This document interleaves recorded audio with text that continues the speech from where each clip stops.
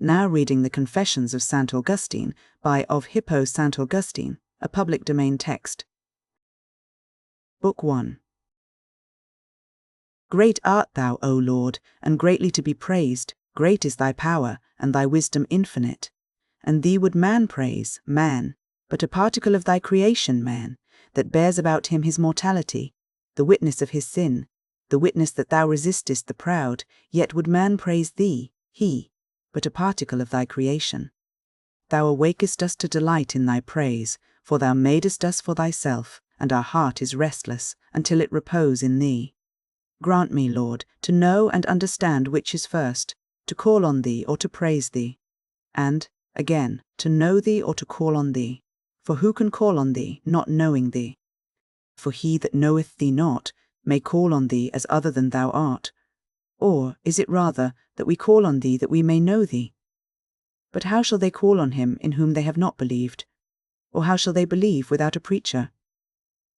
And they that seek the Lord shall praise him, for they that seek shall find him, and they that find shall praise him. I will seek thee, Lord, by calling on thee, and will call on thee, believing in thee. For to us hast thou been preached. My faith, Lord, shall call on thee, which thou hast given me, wherewith thou hast inspired me, through the incarnation of thy Son, through the ministry of the preacher. And how shall I call upon my God and Lord, since, when I call for him, I shall be calling him to myself? And what room is there within me, whither my God can come into me? Whither can God come into me, God who made heaven and earth? Is there indeed, O Lord my God, aught in me that can contain thee? Do then heaven and earth, which thou hast made, and wherein thou hast made me, contain thee? Or, because nothing which exists could exist without thee, doth therefore whatever exists contain thee? Since, then, I too exist, why do I seek that thou shouldest enter into me, who were not, wert thou not in me? Why? Because I am not gone down in hell, and yet thou art there also. For if I go down into hell, thou art there. I could not be then, O my God, could not be at all, wert thou not in me, or, rather, unless I were in thee, of whom are all things, by whom are all things, in whom are all things. Even so, Lord, even so, whither do I call thee, since I am in thee? Or whence canst thou enter into me? For whither can I go beyond heaven and earth, that thence my God should come into me, who hath said, I fill the heaven and the earth? Do the heaven and earth then contain thee, since thou fillest them? Or dost thou fill them, and yet overflow, since they do not contain thee? And whither, when the heaven and the earth are filled, pourest thou forth the remainder of thyself? Or hast thou no need that aught contain thee, who containest all things, since what thou fillest by containing it? For the vessels which thou fillest uphold thee not, since, though they were broken, thou wert not poured out. And when thou art poured out on us, thou art not cast down, but thou upliftest us. Thou art not dissipated, but thou gatherest us. But thou who fillest all things, fillest thou them with thy whole self? Or, since all things cannot contain thee wholly, do they contain part of thee, and all at once the same part? Or each its own part, the greater more, the smaller less? And is, then, one part of thee greater, another less? Or art thou wholly everywhere, while nothing contains thee wholly? What art thou then, my God? What, but the Lord God? For who is Lord but the Lord? Or who is God save our God? Most highest, most good, most potent, most omnipotent, most merciful, yet most just, most hidden, yet most present, most beautiful, yet most strong, stable, yet incomprehensible, unchangeable, yet all-changing, never new, never old, all-renewing, and bringing age upon the proud. And they know it not, ever working, ever at rest, still gathering, yet nothing lacking, supporting, filling, and maturing, seeking, yet having all. Thou lovest, without passion, art jealous, without anxiety, repentest, yet grievest not, art angry, yet serene, changest thy works, thy purpose unchanged, receivest again what thou findest, yet didst never lose, never in need, yet rejoicing in gains, never covetous, yet exacting usury. Thou receivest over and above, that thou mayest owe, and who hath aught that is not thine? Thou payest debts owing nothing, remittest debts losing nothing. And what had I now said, my God, my life, my holy joy, or what saith any man when he speaks of thee? Yet woe to him that speaketh not, since mute are even the most eloquent.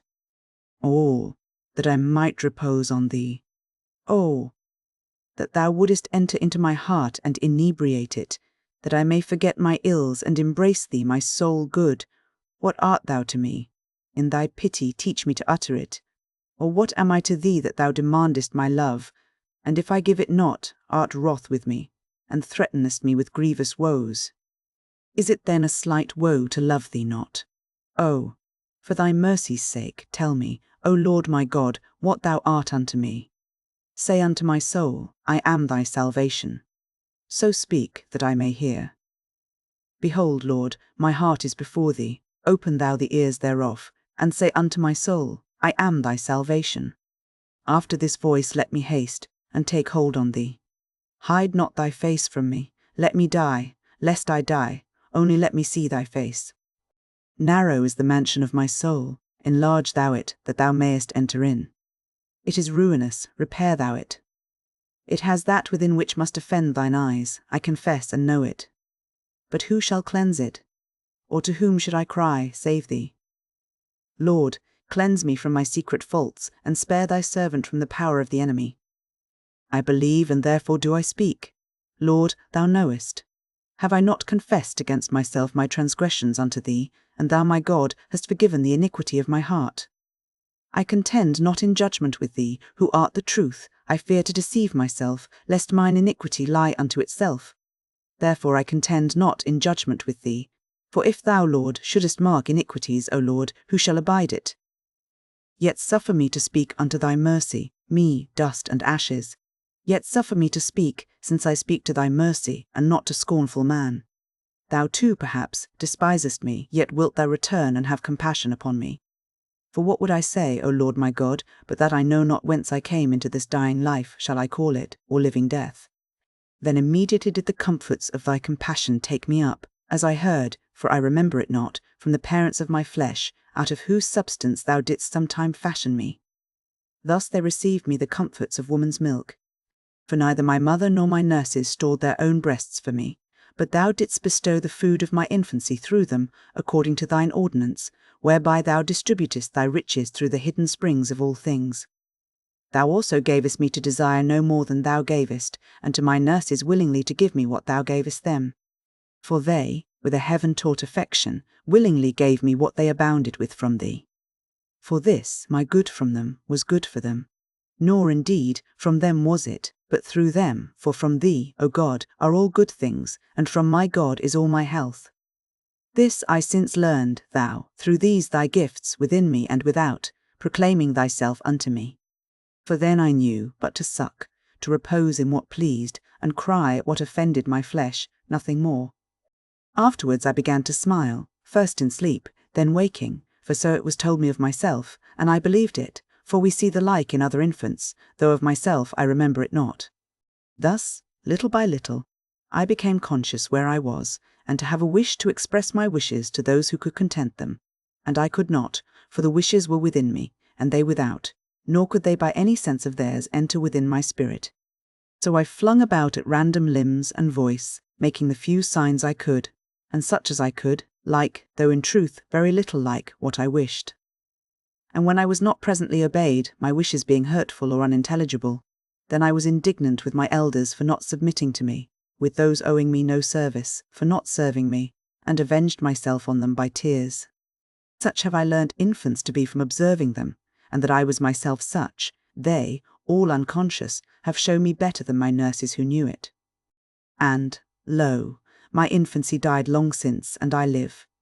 But thou, Lord, who for ever livest, and in whom nothing dies, for before the foundation of the worlds, and before all that can be called before, thou art, and art God and Lord, of all which thou hast created, in thee abide, fixed for ever, the first causes of all things unabiding, and of all things changeable, the springs abide in thee unchangeable, and in thee live the eternal reasons of all things unreasoning and temporal. Say, Lord, to me, thy suppliant, say all-pitying to me, thy pitiable one, say, did my infancy succeed another age of mine that died before it? Was it that which I spent within my mother's womb? For of that I have heard somewhat, and have myself seen women with child. And what before that life again, O God my joy, was I anywhere or anybody? For this have I none to tell me, neither father nor mother, nor experience of others, nor mine own memory. Dost thou mock me for asking this, and bid me praise thee and acknowledge thee, for that I do know? I acknowledge thee, Lord of heaven and earth, and praise thee for my first rudiments of being, and my infancy, whereof I remember nothing, for thou hast appointed that man should from others guess much as to himself, and believe much on the strength of weak females. Even then I had being and life, and at my infancy's close, I could seek for signs whereby to make known to others my sensations. Whence could such a being be, save from thee, Lord, shall any be his own artificer? Or can there elsewhere be derived any vein, which may stream essence and life into us, save from thee, O Lord, in whom essence and life are one? For thou thyself art supremely essence and life. For thou art most high, and art not changed, neither in thee doth today come to a close, yet in thee doth it come to a close, because all such things also are in thee. For they had no way to pass away, unless thou upheldest them. And since thy years fail not, thy years are one today. How many of ours and our fathers' years have flowed away through thy today, and from it received the measure and the mould of such being as they had, and still others shall flow away, and so receive the mould of their degree of being. But thou art still the same, and all things of tomorrow, and all beyond, and all of yesterday, and all behind it, thou hast done today. What is it to me, though any comprehend not this? Let him also rejoice and say, What thing is this? Let him rejoice even thus, and be content rather by not discovering to discover thee, than by discovering not to discover thee. Hear, O God, alas, for man's sin, so saith man, and thou pitiest him, for thou madest him, but sin in him thou madest not, who remindeth me of the sins of my infancy. For in thy sight none is pure from sin, not even the infant whose life is but a day upon the earth. Who remindeth me? Doth not each little infant, in whom I see what of myself I remember not? What then was my sin? Was it that I hung upon the breast and cried? For should I now so do for food suitable to my age, justly should I be laughed at and reproved. What I then did was worthy reproof, but since I could not understand reproof, custom and reason forbade me to be reproved. And for those habits, when grown, we root out and cast away. Now no man, though he prunes, wittingly casts away what is good. Or was it then good, even for a while, to cry for what, if given, would hurt? Bitterly to resent, that persons free, and its own elders, yea, the very authors of its birth, served it not. That many besides, wiser than it, obeyed not the nod of its good pleasure. To do its best to strike and hurt, because commands were not obeyed, which had been obeyed to its hurt. The weakness then of infant limbs, not its will, is its innocence. Myself have seen and known even a baby envious. It could not speak, yet it turned pale, and looked bitterly on its foster brother. Who knows not this? Mothers and nurses tell you that they allay these things by I know not what remedies. Is that too innocence when the fountain of milk is flowing in rich abundance, not to endure one to share it, though in extremest need, and whose very life as yet depends thereon? We bear gently with all this, not as being no or slight evils, but because they will disappear as years increase, for, though tolerated now, the very same tempers are utterly intolerable when found in riper years. Thou then, O Lord my God, who gavest life to this my infancy, furnishing thus with senses, as we see, the frame thou gavest, compacting its limbs, ornamenting its proportions, and, for its general good and safety, implanting in it all vital functions, thou commandest me to praise thee in these things, to confess unto thee, and sing unto thy name, thou most highest.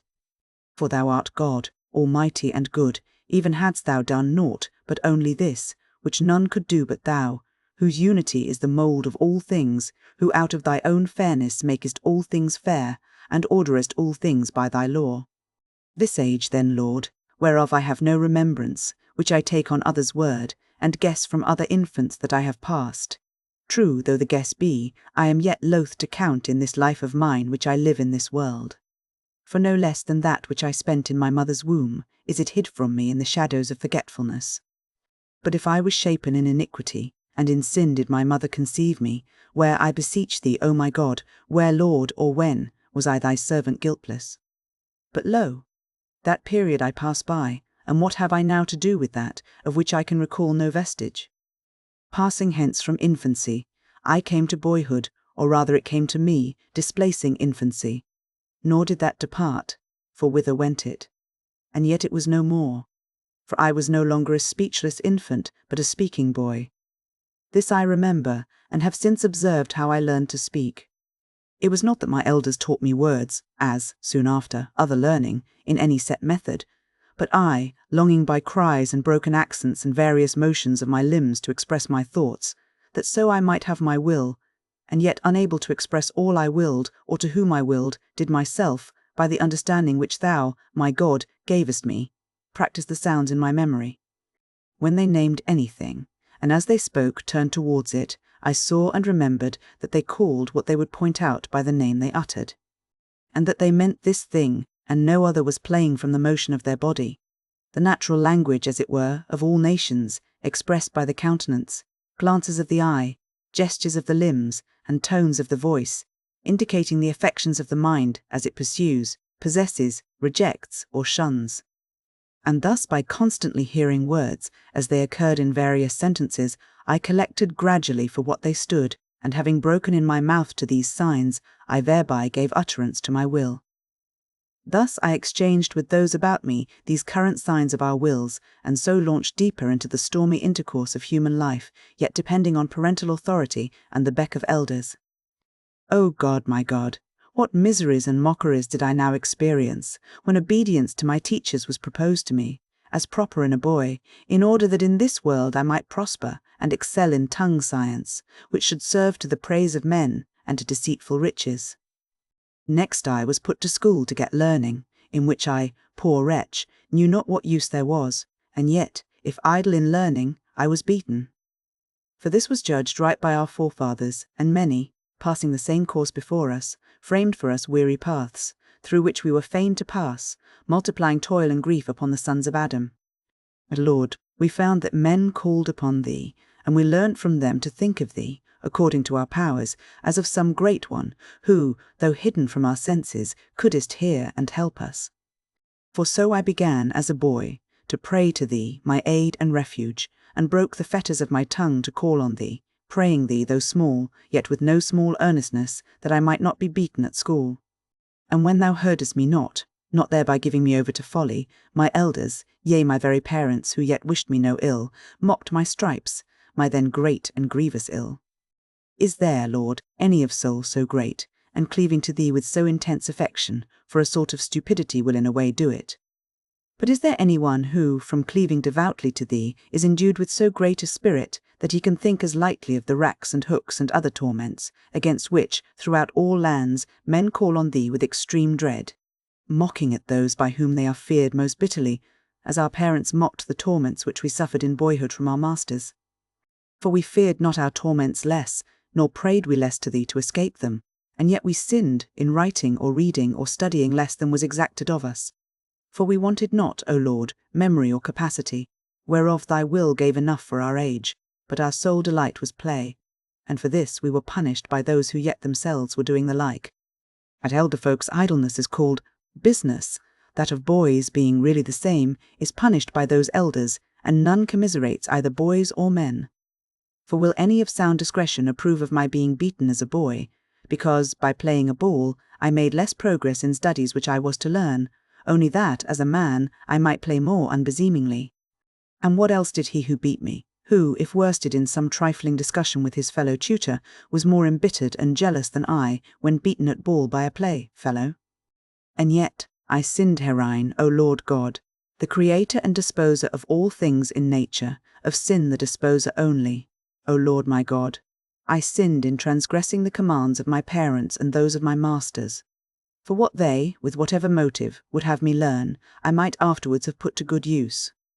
For I disobeyed, not from a better choice, but from love of play, loving the pride of victory in my contests, and to have my ears tickled with lying fables, that they might itch the more, the same curiosity flashing from my eyes more and more for the shows and games of my elders.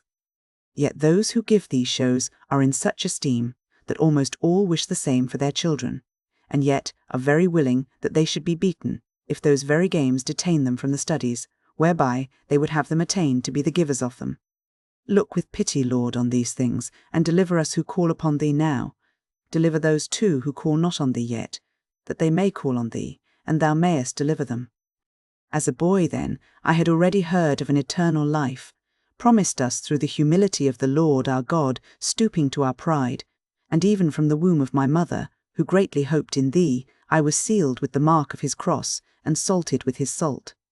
Thou sawest, Lord, how while yet a boy, being seized on a time with sudden oppression of the stomach, and like near to death, thou sawest, my God, for thou wert my keeper, with what eagerness and what faith I sought, from the pious care of my mother and thy church, the mother of us all, the baptism of thy Christ, my God and Lord. Whereupon the mother of my flesh, being much troubled, since, with a heart pure in thy faith, she even more lovingly travailed in birth of my salvation, would in eager haste have provided for my consecration and cleansing by the health-giving sacraments, confessing thee, Lord Jesus, for the remission of sins, unless I had suddenly recovered. And so, as if I must needs be again polluted should I live, my cleansing was deferred, because the defilements of sin would, after that washing, bring greater and more perilous guilt. I then already believed, and my mother and the whole household, except my father, yet did not he prevail over the power of my mother's piety in me, that as he did not yet believe, so neither should I. For it was her earnest care that thou, my God, rather than he, shouldest be my father, and in this thou didst aid her to prevail over her husband, whom she, the better, obeyed, therein also obeying thee, who hast so commanded. I beseech thee, my God, I would fain know, if so thou willest, for what purpose my baptism was then deferred. Was it for my good that the rein was laid loose, as it were, upon me, for me to sin? Or was it not laid loose? If not, why does it still echo in our ears on all sides? Let him alone. Let him do as he will, for he is not yet baptized. But as to bodily health, no one says, let him be worse wounded, for he is not yet healed. How much better, then, had I been at once healed, and then, by my friends and my own, my soul's recovered health had been kept safe in thy keeping who gavest it. Better truly. But how many and great waves of temptation seemed to hang over me after my boyhood.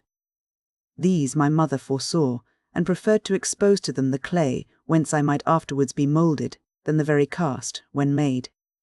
And boyhood itself, however, so much less dreaded for me than youth, I loved not study, and hated to be forced to it. Yet I was forced, and this was well done towards me, but I did not well, for, unless forced, I had not learnt. But no one doth well against his will, even though what he doth be well. Yet neither did they well who forced me, but what was well came to me from thee, my God. For they were regardless how I should employ what they forced me to learn, except to satiate the insatiate desires of a wealthy beggary and a shameful glory. But thou, by whom the very hairs of our head are numbered, didst use for my good the error of all who urged me to learn, and my own who would not learn. Thou didst use for my punishment, a fit penalty for one, so small a boy and so great a sinner. So by those who did not well, thou didst well for me, and by my own sin thou didst justly punish me. For thou hast commanded, and so it is, that every inordinate affection should be its own punishment. But why did I so much hate the Greek, which I studied as a boy? I do not yet fully know. For the Latin I loved, not what my first masters, but what the so-called grammarians taught me. For those first lessons, reading, writing, and arithmetic, I thought as great a burden and penalty as any Greek. And yet whence was this too, but from the sin and vanity of this life, because I was flesh, and a breath that passeth away and cometh not again. For those first lessons were better, certainly, because more certain, by them I obtained, and still retain, the power of reading what I find written, and myself writing what I will, whereas in the others I was forced to learn the wanderings of one Aeneas, forgetful of my own, and to weep for dead Dido, because she killed herself for love, the while, with dry eyes, I endured my miserable self-dying among these things, far from thee, O God my life. For what more miserable than a miserable being who commiserates not himself, weeping the death of Dido for love to Aeneas, but weeping not his own death for want of love to thee, O God? Thou light of my heart, thou bread of my inmost soul, thou power who givest vigour to my mind, who quickenest my thoughts, I loved thee not. I committed fornication against thee, and all around me thus fornicating there echoed, Well done, well done. For the friendship of this world is fornication against thee, and well done, echoes on till one is ashamed not to be thus a man. And for all this I wept not, I who wept for Dido slain, and seeking by the sword a stroke and wound extreme, myself seeking the while a worse extreme, the extremest and lowest of thy creatures, having forsaken thee, earth passing into the earth. And if forbid to read all this, I was grieved that I might not read what grieved me. Madness like this is thought a higher and a richer learning than that by which I learned to read and write. But now, my God, cry thou aloud in my soul, and let thy truth tell me, not so, far better was that first study. For, lo, I would readily forget the wanderings of Aeneas and all the rest, rather than how to read and write. But over the entrance of the grammar school is a veil drawn. True, yet is this not so much an emblem of aught recondite, as a cloak of error? Let not those whom I no longer fear cry out against me, while I confess to thee, my God, whatever my soul will, and acquiesce in the condemnation of my evil ways, that I may love thy good ways. Let not either buyers or sellers of grammar learning cry out against me. For if I question them whether it be true that Aeneas came on a time to Carthage, as the poet tells, the less learned will reply that they know not, the more learned that he never did. But should I ask with what letters the name Aeneas is written, every one who has learnt this will answer me aright, as to the signs which men have conventionally settled. If, again, I should ask which might be forgotten with least detriment to the concerns of life, reading and writing, or these poetic fictions, who does not foresee what all must answer, who have not wholly forgotten themselves? I sinned then, when as a boy, I preferred those empty to those more profitable studies, or rather loved the one and hated the other. 1 and 1, 2, 2 and 2, 4. This was to me a hateful sing-song, the wooden horse lined with armed men, and the burning of Troy, and Creusa's shade and sad similitude were the choice spectacle of my vanity. Why then did I hate the Greek classics, which have the like tales? For Homer also curiously wove the like fictions, and is most sweetly vain, yet was he bitter to my boyish taste. And so I suppose would Virgil be to Grecian children, when forced to learn him as I was Homer. Difficulty, in truth, the difficulty of a foreign tongue, dashed, as it were, with gall all the sweetness of Grecian fable.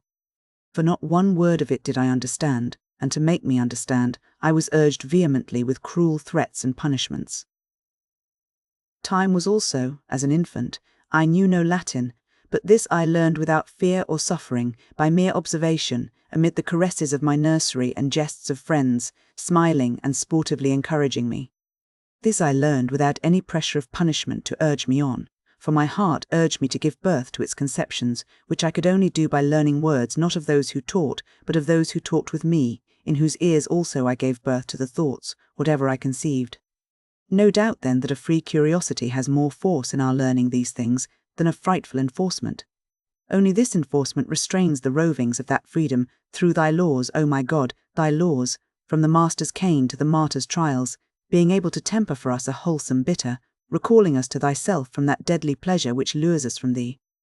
Hear, Lord, my prayer. Let not my soul faint under thy discipline, nor let me faint in confessing unto thee all thy mercies, whereby thou hast drawn me out of all my most evil ways, that thou mightest become a delight to me above all the allurements which I once pursued, that I may most entirely love thee, and clasp thy hand with all my affections, and thou mayest yet rescue me from every temptation, even unto the end. For lo, O Lord, my King and my God, for thy service be whatever useful thing my childhood learned, for thy service that I speak, write, read, reckon. For thou didst grant me thy discipline while I was learning vanities, and my sin of delighting in those vanities thou hast forgiven. In them, indeed, I learnt many a useful word, but these may as well be learned in things not vain, and that is the safe path for the steps of youth. But woe is thee, thou torrent of human custom! Who shall stand against thee? How long shalt thou not be dried up? How long roll the sons of Eve into that huge and hideous ocean, which even they scarcely overpass who climb the cross? Did not I read in thee of Jove the Thunderer and the adulterer? Both, doubtless, he could not be, but so the feigned thunder might countenance and pander to real adultery. And now which of our gowned masters lends a sober ear to one who from their own school cries out, These were Homer's fictions, transferring things human to the gods, would he had brought down things divine to us.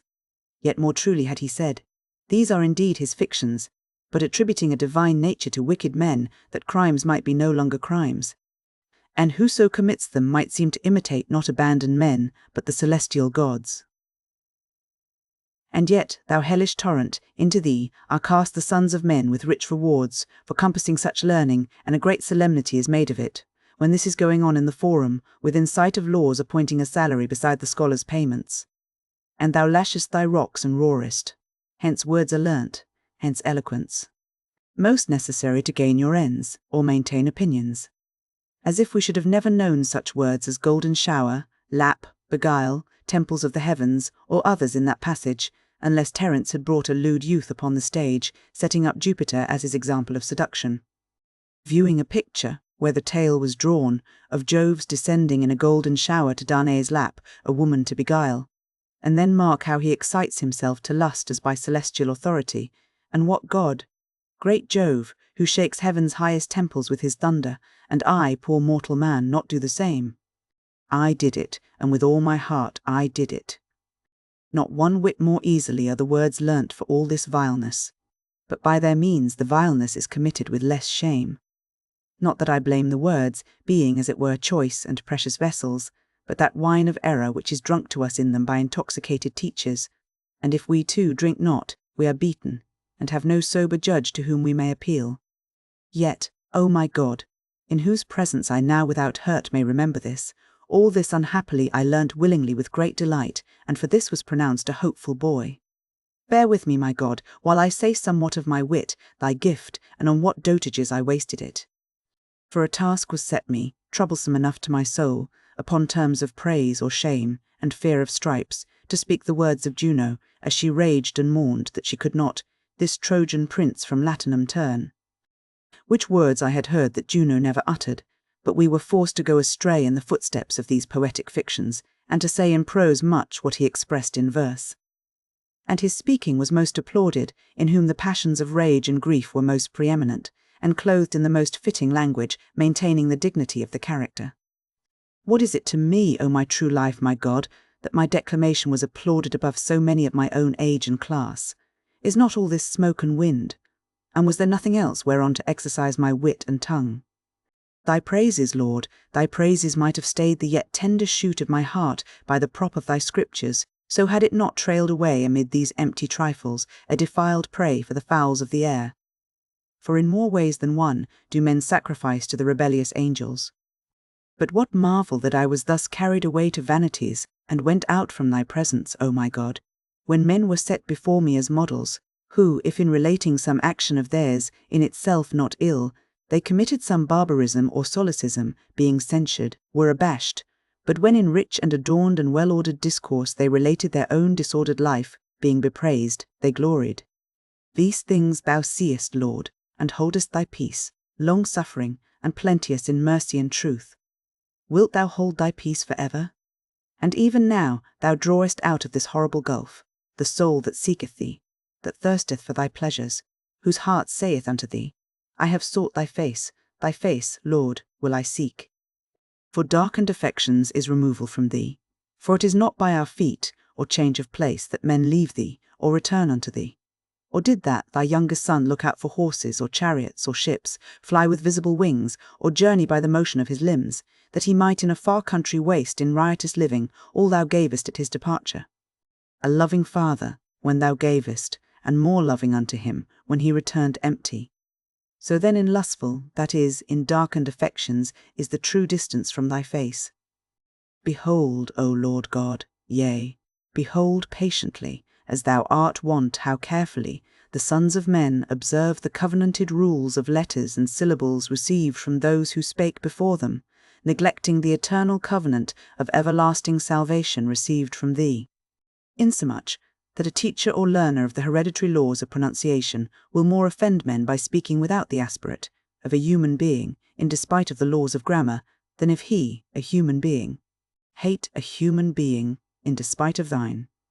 As if any enemy could be more hurtful than the hatred with which he is incensed against him, or could wound more deeply him whom he persecutes then he wounds his own soul by his enmity. Assuredly no science of letters can be so innate as the record of conscience, that he is doing to another what from another he would be loath to suffer.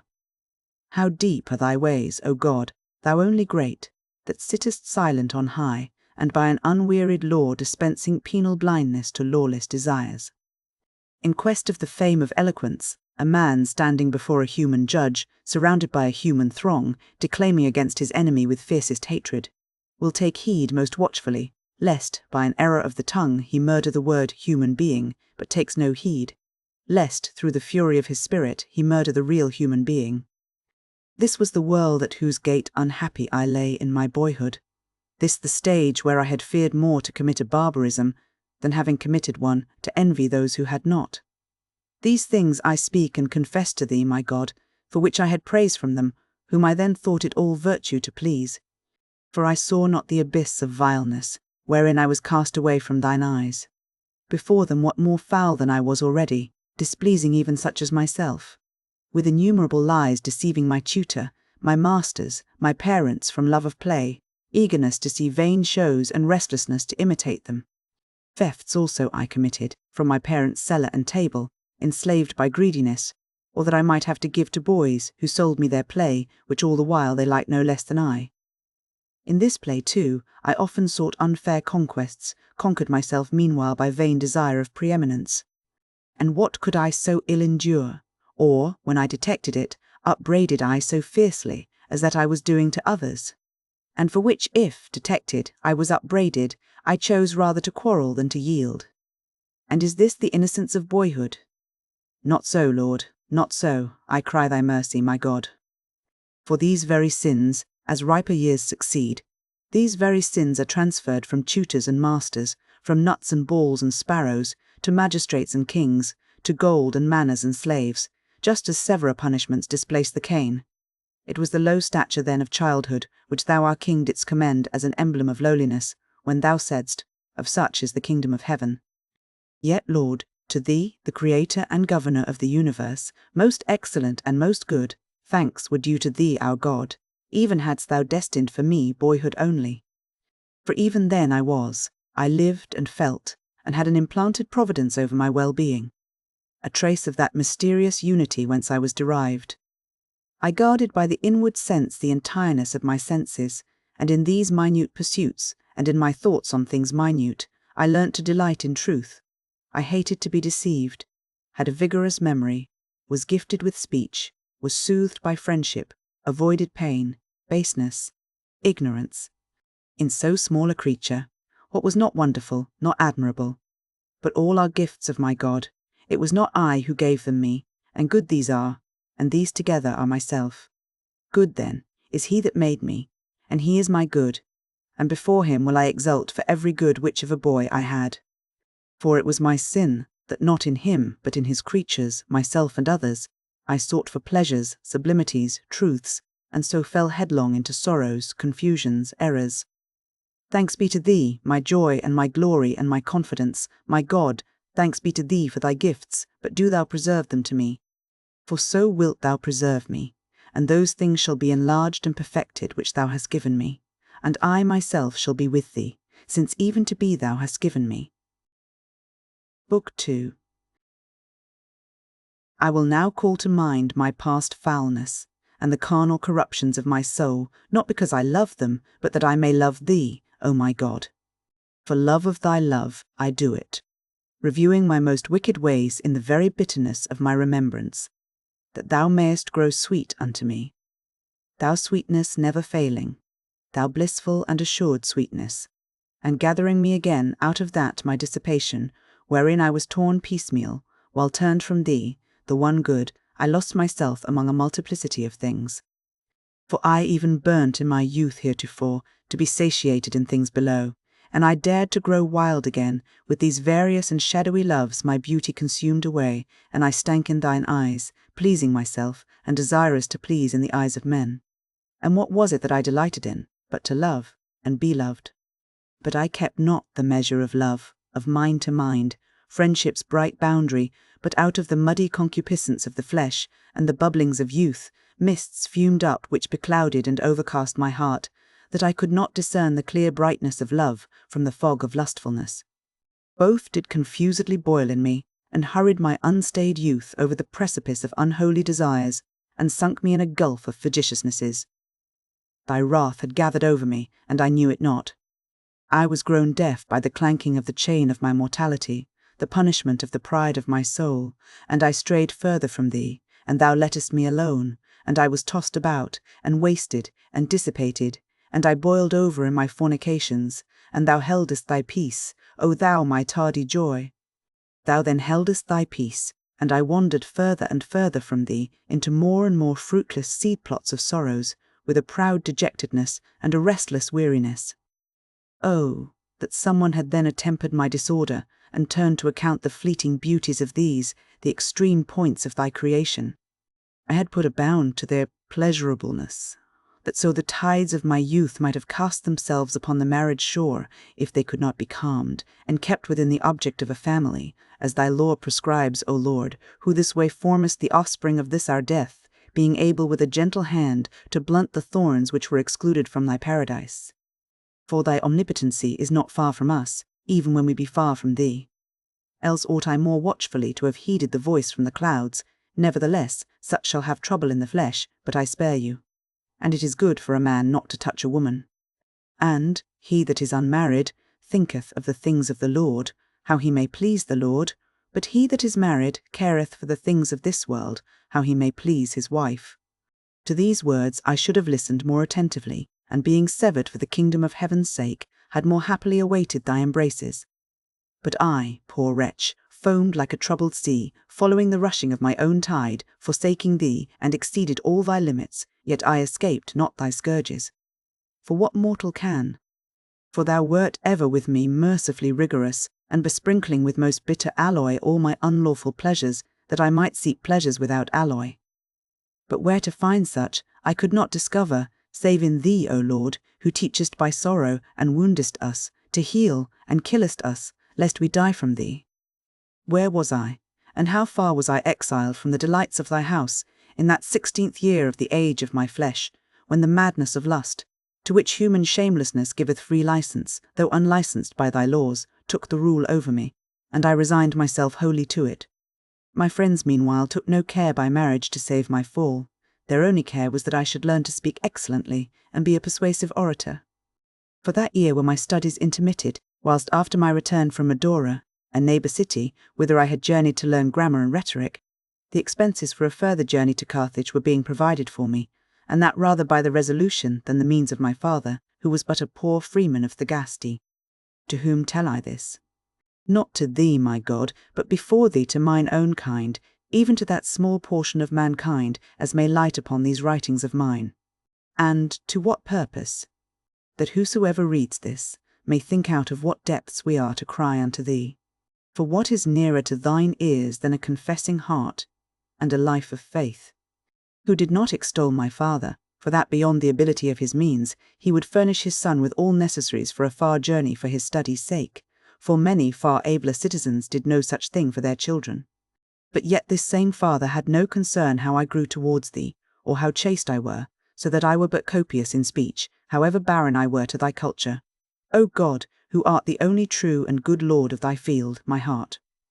But while in that my 16th year I lived with my parents, leaving all school for a while, a season of idleness being interposed through the narrowness of my parents' fortunes, the briars of unclean desires grew rank over my head, and there was no hand to root them out. When that my father saw me at the baths, now growing towards manhood, and endued with a restless youthfulness, he, as already hence anticipating his descendants, gladly told it to my mother, rejoicing in that tumult of the senses wherein the world forgetteth thee its creator, and becometh enamoured of thy creature, instead of thyself, through the fumes of that invisible wine of its self-will, turning aside and bowing down to the very basest things. But in my mother's breast thou hadst already begun thy temple, and the foundation of thy holy habitation, whereas my father was as yet but a catechumen, and that but recently. She then was startled with a holy fear and trembling, and though I was not as yet baptized, feared for me those crooked ways in which they walk who turn their back to thee, and not their face. Woe is me, and dare I say that thou heldest thy peace, O my God, while I wandered further from thee. Didst thou then indeed hold thy peace to me? And whose but thine were these words, which by my mother, thy faithful one, thou sangest in my ears? Nothing whereof sunk into my heart so as to do it. For she wished, and I remember in private, with great anxiety warned me, not to commit fornication, but especially never to defile another man's wife. These seemed to me womanish advices, which I should blush to obey. But they were thine, and I knew it not. And I thought thou wert silent, and that it was she who spake, by whom thou wert not silent unto me, and in her west despised by me, her son, the son of thy handmaid, thy servant. But I knew it not, and ran headlong with such blindness, that amongst my equals I was ashamed of a less shamelessness, when I heard them boast of their flagitiousness, yea, and the more boasting, the more they were degraded, and I took pleasure, not only in the pleasure of the deed, but in the praise. What is worthy of dispraise but vice? But I made myself worse than I was, that I might not be dispraised, and when in any thing I had not sinned as the abandoned ones, I would say that I had done what I had not done, that I might not seem contemptible in proportion as I was innocent, or of less account, the more chaste. Behold, with what companions I walked the streets of Babylon, and wallowed in the mire thereof, as if in a bed of spices and precious ointments. And that I might cleave the faster to its very centre, the invisible enemy trod me down, and seduced me, for that I was easy to be seduced. Neither did the mother of my flesh, who had now fled out of the centre of Babylon, yet went more slowly in the skirts thereof, as she advised me to chastity, so heed what she had heard of me from her husband, as to restrain within the bounds of conjugal affection, if it could not be pared away to the quick, what she felt to be pestilent at present, and for the future dangerous. She heeded not this, for she feared lest a wife should prove a clog and hindrance to my hopes. Not those hopes of the world to come, which my mother reposed in thee, but the hope of learning, which both my parents were too desirous I should attain, my father, because he had next to no thought of thee, and of me but vain conceits, my mother, because she accounted that those usual courses of learning would not only be no hindrance, but even some furtherance towards attaining thee. For thus I conjecture, recalling, as well as I may, the disposition of my parents. The reins, meantime, were slackened to me, beyond all temper of due severity, to spend my time in sport, yea, even unto dissoluteness in whatsoever I affected. And in all was a mist, intercepting from me, O my God, the brightness of thy truth, and mine iniquity burst out as from very fatness. Theft is punished by thy law, O Lord, and the law written in the hearts of men, which iniquity itself effaces not. For what thief will abide a thief? Not even a rich thief, one stealing through want. Yet I lusted to thieve, and did it, compelled by no hunger nor poverty, but through a cloydness of well-doing and a pamperedness of iniquity. For I stole that, of which I had enough, and much better. Nor cared I to enjoy what I stole, but joyed in the theft and sin itself. A pear tree there was near our vineyard, laden with fruit, tempting neither for colour nor taste. To shake and rob this, some lewd young fellows of us went, late one night, having according to our pestilent custom prolonged our sports in the streets till then, and took huge loads, not for our eating, but to fling to the very hogs, having only tasted them. And this but to do what we liked only, because it was misliked. Behold my heart, O God, behold my heart, which thou hadst pity upon in the bottom of the bottomless pit. Now, behold, let my heart tell thee what it sought there, that I should be gratuitously evil, having no temptation to ill, but the ill itself. It was foul, and I loved it. I loved to perish. I loved mine own fault, not that for which I was faulty, but my fault itself. Foul soul, falling from thy firmament to utter destruction, not seeking aught through the shame, but the shame itself. For there is an attractiveness in beautiful bodies, in gold and silver, and all things, and in bodily touch, sympathy have much influence, and each other sense hath his proper object answerably tempered. Worldly honour hath also its grace, and the power of overcoming, and of mastery, whence springs also the thirst of revenge. But yet, to obtain all these, we may not depart from thee, O Lord, nor decline from thy law. The life also which here we live hath its own enchantment, through a certain proportion of its own, and a correspondence with all things beautiful here below. Human friendship also is endeared with a sweet tie, by reason of the unity formed of many souls. Upon occasion of all these, and the like, is sin committed, while through an immoderate inclination towards these goods of the lowest order, the better and higher are forsaken. Thou, our Lord God, thy truth and thy law. For these lower things have their delights, but not like my God, who made all things, for in him doth the righteous delight, and he is the joy of the upright in heart. When, then, we ask why a crime was done, we believe it not, unless it appear that there might have been some desire of obtaining some of those which we called lower goods, or a fear of losing them.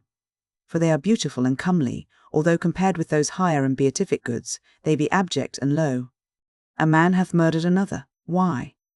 He loved his wife or his estate, or would rob for his own livelihood, or feared to lose some such things by him, or wronged, was on fire to be revenged.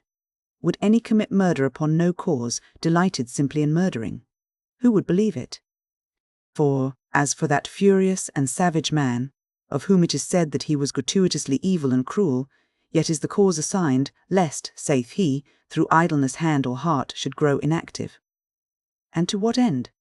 That, through that practice of guilt, he might, having taken the city, attain to honours, empire, riches, and be freed from fear of the laws, and his embarrassments from domestic needs, and consciousness of villainies. So then, not even Catiline himself loved his own villainies, but something else, for whose sake he did them.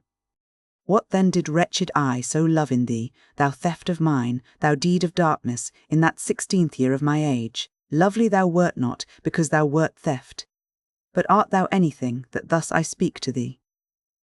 Fair were the pears we stole, because they were thy creation, thou fairest of all, creator of all, thou good God, God, the sovereign good and my true good.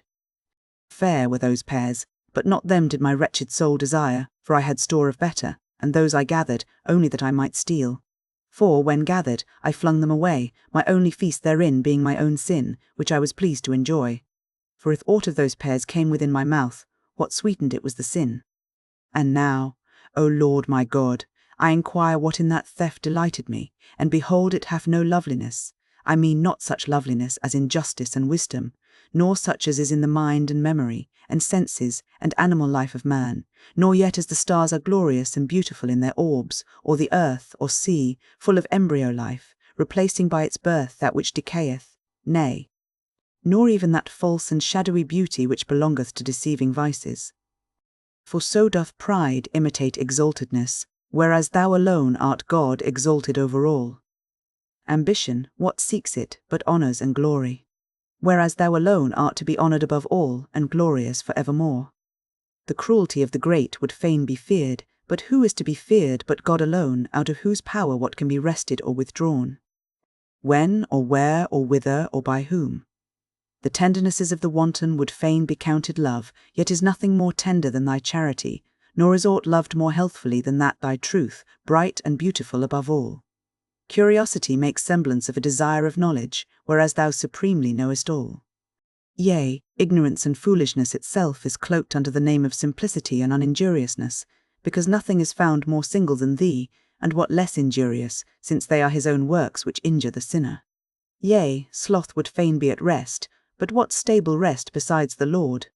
Luxury affects to be called plenty and abundance, but thou art the fullness and never-failing plenteousness of incorruptible pleasures. Prodigality presents a shadow of liberality, but thou art the most overflowing giver of all good. Covetousness would possess many things, and thou possessest all things. Envy disputes for excellency, what more excellent than thou?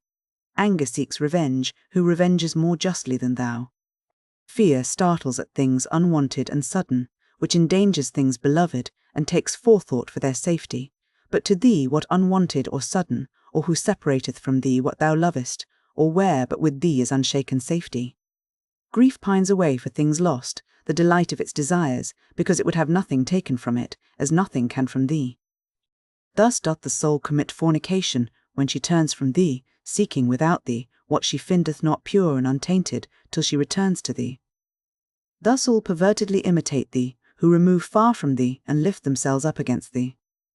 But even by thus imitating thee, they imply thee to be the creator of all nature, whence there is no place whither altogether to retire from thee.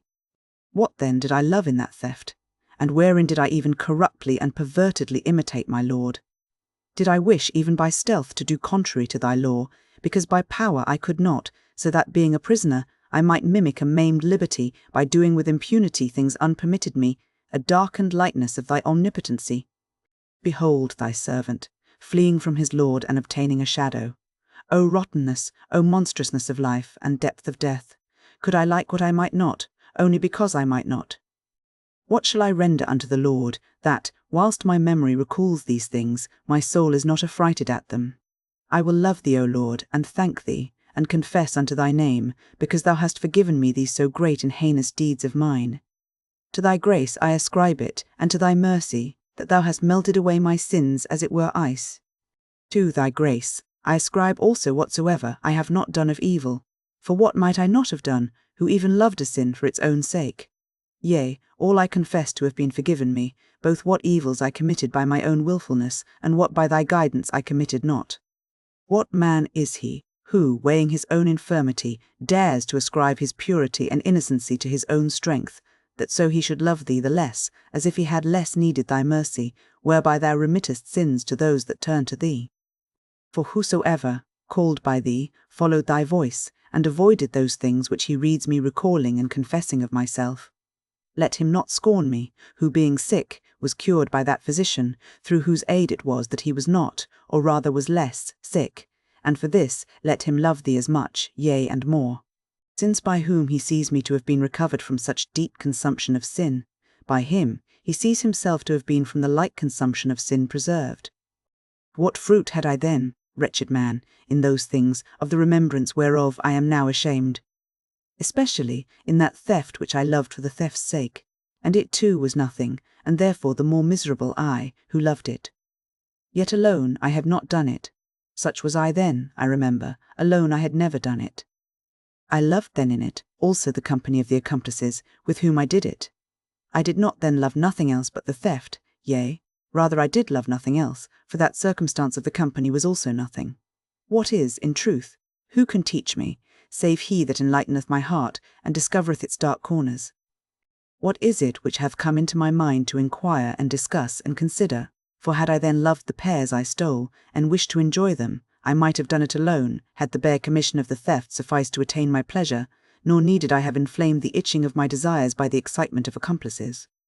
But since my pleasure was not in those pears, it was in the offence itself, which the company of fellow sinners occasioned. What then was this feeling? For of a truth it was too foul, and woe was me, who had it. But yet what was it? Who can understand his errors? It was the sport, which as it were tickled our hearts, that we beguiled those who little thought what we were doing, and much disliked it. Why then was my delight of such sort, that I did it not alone? Because none doth ordinarily laugh alone. Ordinarily no one, yet laughter sometimes masters men alone and singly when no one whatever is with them, if anything very ludicrous presents itself to their senses or mind. Yet I had not done this alone, alone I had never done it. Behold, my God, before thee, the vivid remembrance of my soul, alone. I had never committed that theft wherein what I stole pleased me not, but that I stole, nor had it alone liked me to do it, nor had I done it. O friendship too unfriendly! Thou incomprehensible inveigler of the soul, thou greediness to do mischief out of mirth and wantonness, thou thirst of others' loss, without lust of my own gain or revenge, but when it is said, let's go, let's do it, we are ashamed not to be shameless. Who can disentangle that twisted and intricate knottiness? Foul is it, I hate to think on it, to look on it, but thee I long for, O righteousness and innocency, beautiful and comely to all pure eyes, and of a satisfaction unsating. With thee is rest entire, and life imperturbable. Whoso enters into thee, enters into the joy of his Lord, and shall not fear, and shall do excellently in the all-excellent. I sank away from thee, and I wandered, O my God, too much astray from thee my stay, in these days of my youth, and I became to myself a barren land. Book 3. To Carthage I came, where there sang all around me in my ears a cauldron of unholy loves. I loved not yet I loved to love, and out of a deep-seated want I hated myself for wanting not. I sought what I might love, in love with loving, and safety I hated, and a way without snares. For within me was a famine of that inward food, thyself, my God. Yet, through that famine, I was not hungered, but was without all longing for incorruptible sustenance, not because filled therewith, but the more empty, the more I loathed it. For this cause my soul was sickly and full of sores, it miserably cast itself forth, desiring to be scraped by the touch of objects of sense. Yet if these had not a soul, they would not be objects of love. To love, then, and to be beloved, was sweet to me. But more, when I obtained to enjoy the person I loved, I defiled, therefore, the spring of friendship with the filth of concupiscence, and I beclouded its brightness with the hell of lustfulness, and thus foul and unseemly, I would fain, through exceeding vanity, be fine and courtly. I fell headlong then into the love wherein I longed to be ensnared. My God, my mercy, with how much gall didst thou out of thy great goodness besprinkle for me that sweetness! For I was both beloved and secretly arrived at the bond of enjoying, and was with joy fettered with sorrow, bringing bonds that I might be scourged with the iron-burning rods of jealousy and suspicions and fears and angers and quarrels. Stage plays also carried me away, full of images of my miseries and of fuel to my fire. Why is it that man desires to be made sad, beholding doleful and tragical things, which yet himself would no means suffer? Yet he desires as a spectator to feel sorrow at them, and this very sorrow is his pleasure. What is this but a miserable madness? For a man is the more affected with these actions, the less free he is from such affections. Howsoever, when he suffers in his own person, it uses to be styled misery; when he compassionates others, then it is mercy. But what sort of compassion is this for feigned and scenical passions? For the auditor is not called on to relieve, but only to grieve, and he applauds the actor of these fictions the more he grieves. And if the calamities of those persons, whether of old times or mere fiction, be so acted that the spectator is not moved to tears, he goes away, disgusted and criticizing. But if he be moved to passion, he stays intent and weeps for joy. Are griefs then too loved? Verily, all desire joy. Or whereas no man likes to be miserable, is he yet pleased to be merciful? Which because it cannot be without passion, for this reason alone are passions loved. This also springs from that vein of friendship. But whither goes that vein? Whither flows it? Wherefore runs it into that torrent of pitch, bubbling forth those monstrous tides of foul lustfulness, into which it is wilfully changed and transformed, being of its own will precipitated and corrupted from its heavenly clearness. Shall compassion then be put away? By no means. Be griefs then sometimes loved? But beware of uncleanness, O my soul, under the guardianship of my God, the God of our fathers, who is to be praised and exalted above all for ever. Beware of uncleanness. For I have not now ceased to pity, but then in the theatres I rejoiced with lovers when they wickedly enjoyed one another, although this was imaginary only in the play. And when they lost one another, as if very compassionate, I sorrowed with them, yet had my delight in both. But now I much more pity him that rejoiceth in his wickedness, than him who is thought to suffer hardship by missing some pernicious pleasure and the loss of some miserable felicity. This certainly is the truer mercy, but in it grief delights not. For though he that grieves for the miserable be commended for his office of charity, yet had he, who is genuinely compassionate, rather there were nothing for him to grieve for. For if good will be ill-willed, which can never be, then may he, who truly and sincerely commiserates, wish there might be some miserable that he might commiserate. Some sorrow may then be allowed, none loved. For thus dost thou, O Lord God, who lovest souls far more purely than we, and hast more incorruptibly pity on them, yet are wounded with no sorrowfulness. And who is sufficient for these things? But I, miserable, then loved to grieve, and sought out what to grieve at, when in another's and that feigned and personated misery, that acting best pleased me, and attracted me the most vehemently, which drew tears from me. What marvel that an unhappy sheep, straying from thy flock, and impatient of thy keeping, I became infected with a foul disease, and hence the love of griefs, not such as should sink deep into me, for I loved not to suffer what I loved to look on, but such as upon hearing their fictions should lightly scratch the surface, upon which, as on envenomed nails, followed inflamed swelling, impostumes, and a putrefied sore. My life being such, was it life, O my God? And thy faithful mercy hovered over me afar. Upon how grievous iniquities consumed I myself, pursuing a sacrilegious curiosity, that having forsaken thee, it might bring me to the treacherous abyss, and the beguiling service of devils, to whom I sacrificed my evil actions, and in all these things thou didst scourge me. I dared even, while thy solemnities were celebrated within the walls of thy church, to desire, and to compass a business deserving death for its fruits, for which thou scourgedst me with grievous punishments, though nothing to my fault, O thou my exceeding mercy, my God, my refuge from those terrible destroyers, among whom I wandered with a stiff neck, withdrawing further from thee, loving mine own ways and not thine, loving a vagrant liberty. Those studies also, which were accounted commendable, had a view to excelling in the courts of litigation, the more bepraised, the craftier. Such is men's blindness, glorying even in their blindness. And now I was chief in the rhetoric school, whereat I joyed proudly, and I swelled with arrogancy, though, Lord, thou knowest, far quieter and altogether removed from the subvertings of those subverters, for this ill-omened and devilish name was the very badge of gallantry, among whom I lived, with a shameless shame that I was not even as they. With them I lived, and was sometimes delighted with their friendship, whose doings I ever did abhor, that is, their subvertings, wherewith they wantonly persecuted the modesty of strangers, which they disturbed by a gratuitous jeering, feeding thereon their malicious birth. Nothing can be liker the very actions of devils than these. What then could they be more truly called than subverters? Themselves subverted, and altogether perverted first, the deceiving spirits secretly deriding and seducing them, wherein themselves delight to jeer at and deceive others. Among such as these, in that unsettled age of mine, learned I books of eloquence, wherein I desired to be eminent, out of a damnable and vainglorious end, a joy in human vanity. In the ordinary course of study, I fell upon a certain book of Cicero, whose speech almost all admire, not so his heart. This book of his contains an exhortation to philosophy, and is called Hortensius. But this book altered my affections, and turned my prayers to thyself, O Lord, and made me have other purposes and desires. Every vain hope at once became worthless to me, and I longed with an incredibly burning desire for an immortality of wisdom, and began now to arise that I might return to thee. For not to sharpen my tongue, which thing I seemed to be purchasing with my mother's allowances, in that my 19th year, my father being dead 2 years before, not to sharpen my tongue did I employ that book, nor did it infuse into me its style, but its matter.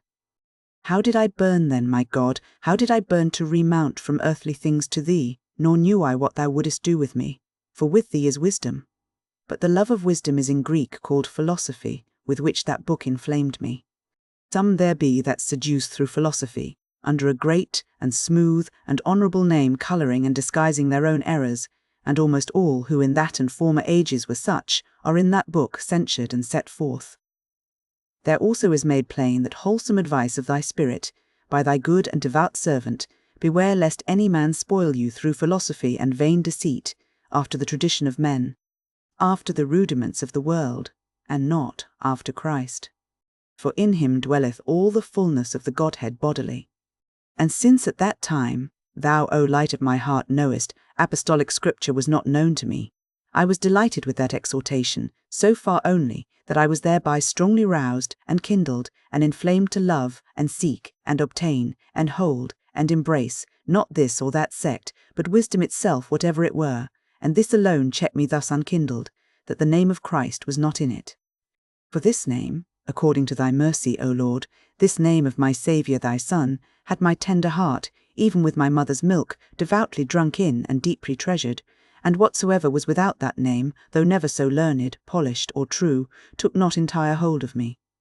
I resolved then to bend my mind to the Holy Scriptures, that I might see what they were. But behold, I see a thing not understood by the proud, nor laid open to children, lowly in access, in its recesses lofty, and veiled with mysteries, and I was not such as could enter into it, or stoop my neck to follow its steps.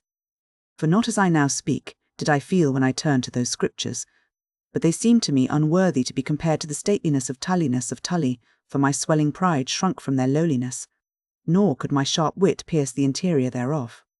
Yet were they such as would grow up in a little one. But I disdained to be a little one, and, swollen with pride, took myself to be a great one. Therefore I fell among men proudly doting, exceeding carnal and prating, in whose mouths were the snares of the devil, limed with the mixture of the syllables of thy name, and of our Lord Jesus Christ, and of the Holy Ghost, the Paraclete, our Comforter. These names departed not out of their mouth, but so far forth as the sound only and the noise of the tongue, for the heart was void of truth. Yet they cried out, Truth, truth, and spake much thereof to me, yet it was not in them. But they spake falsehood, not of thee only, who truly art truth, but even of those elements of this world, thy creatures. And I indeed ought to have passed by even philosophers who spake truth concerning them, for love of thee, my Father, supremely good, beauty of all things beautiful.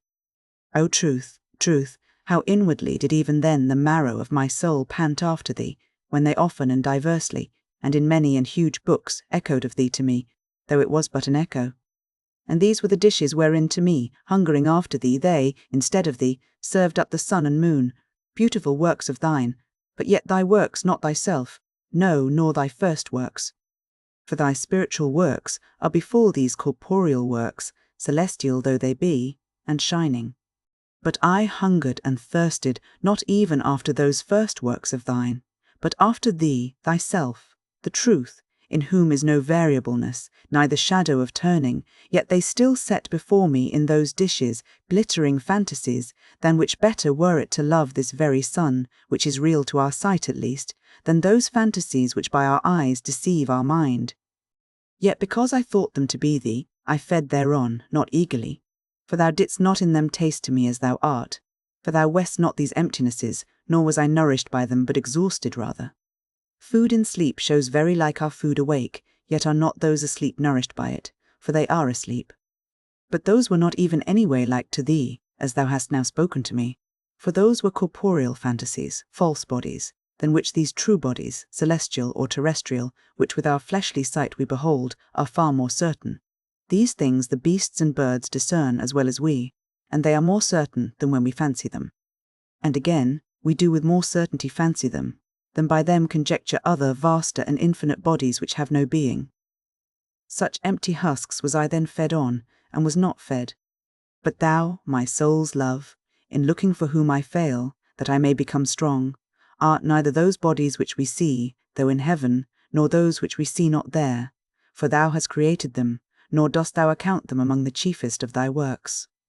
How far then art thou from those fantasies of mine, fantasies of bodies which altogether are not, than which the images of those bodies, which are far more certain, and more certain still the bodies themselves, which yet thou art not, no, nor yet the soul, which is the life of the bodies. So then, better and more certain is the life of the bodies than the bodies. But thou art the life of souls, the life of lives, having life in thyself, and changest not, life of my soul. Where then wert thou then to me, and how far from me? Far verily was I straying from thee, barred from the very husks of the swine, whom with husks I fed. For how much better are the fables of poets and grammarians than these snares? For verses and poems and Medea flying are more profitable truly than these men's 5 elements, variously disguised, answering to 5 dens of darkness which have no being, yet slay the believer. For verses and poems I can turn to true food, and Medea flying, though I did sing, I maintained not, though I heard it sung, I believe not, but those things I did believe.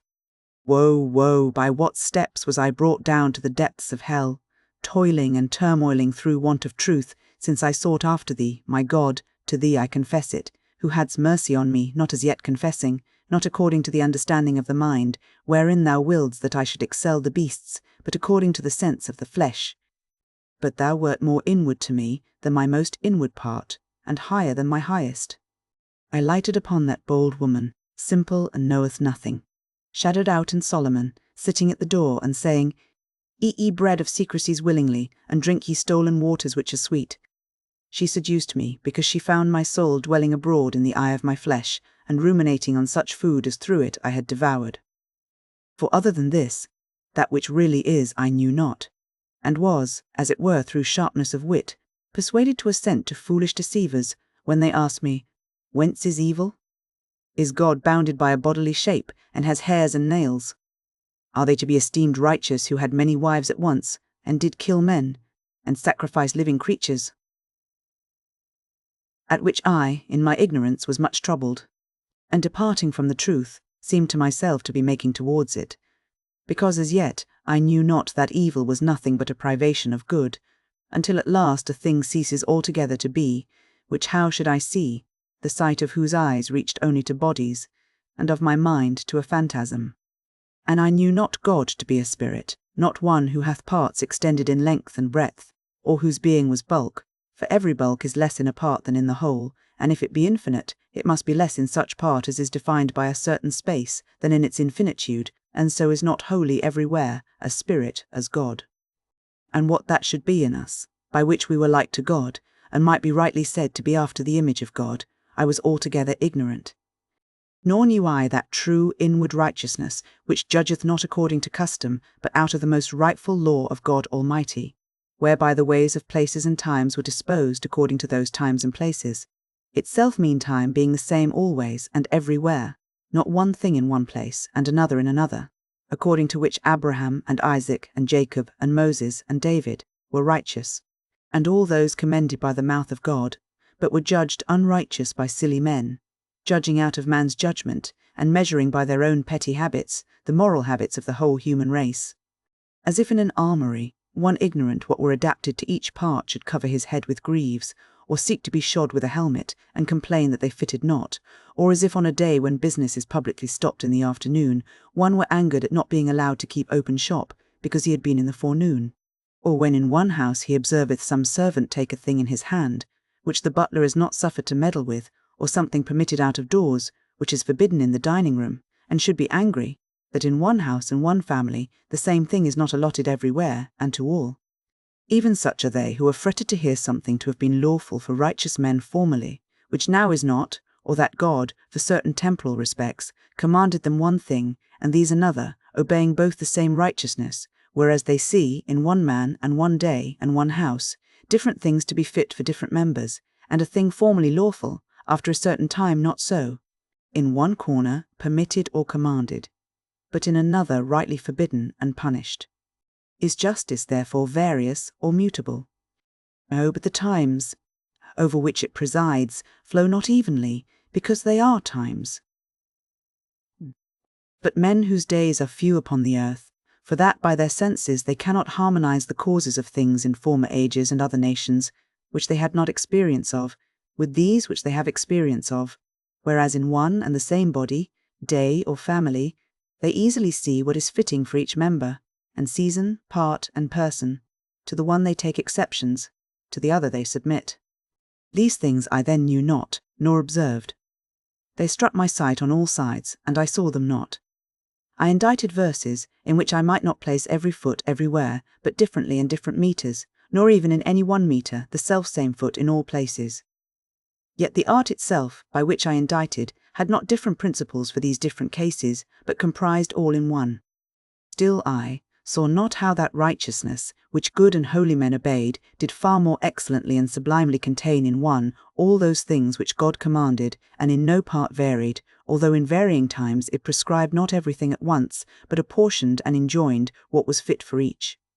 And I, in my blindness, censured the Holy Fathers, not only wherein they made use of things present as God commanded and inspired them, but also wherein they were foretelling things to come, as God was revealing in them.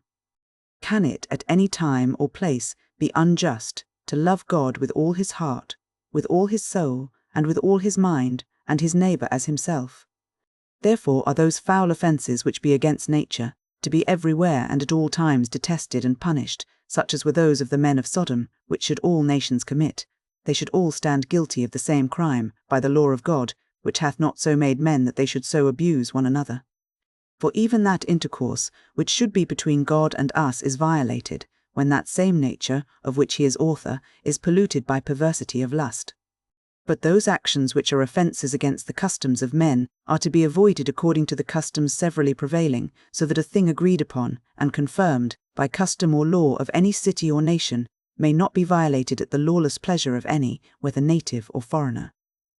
For any part which harmonizeth not with its whole is offensive.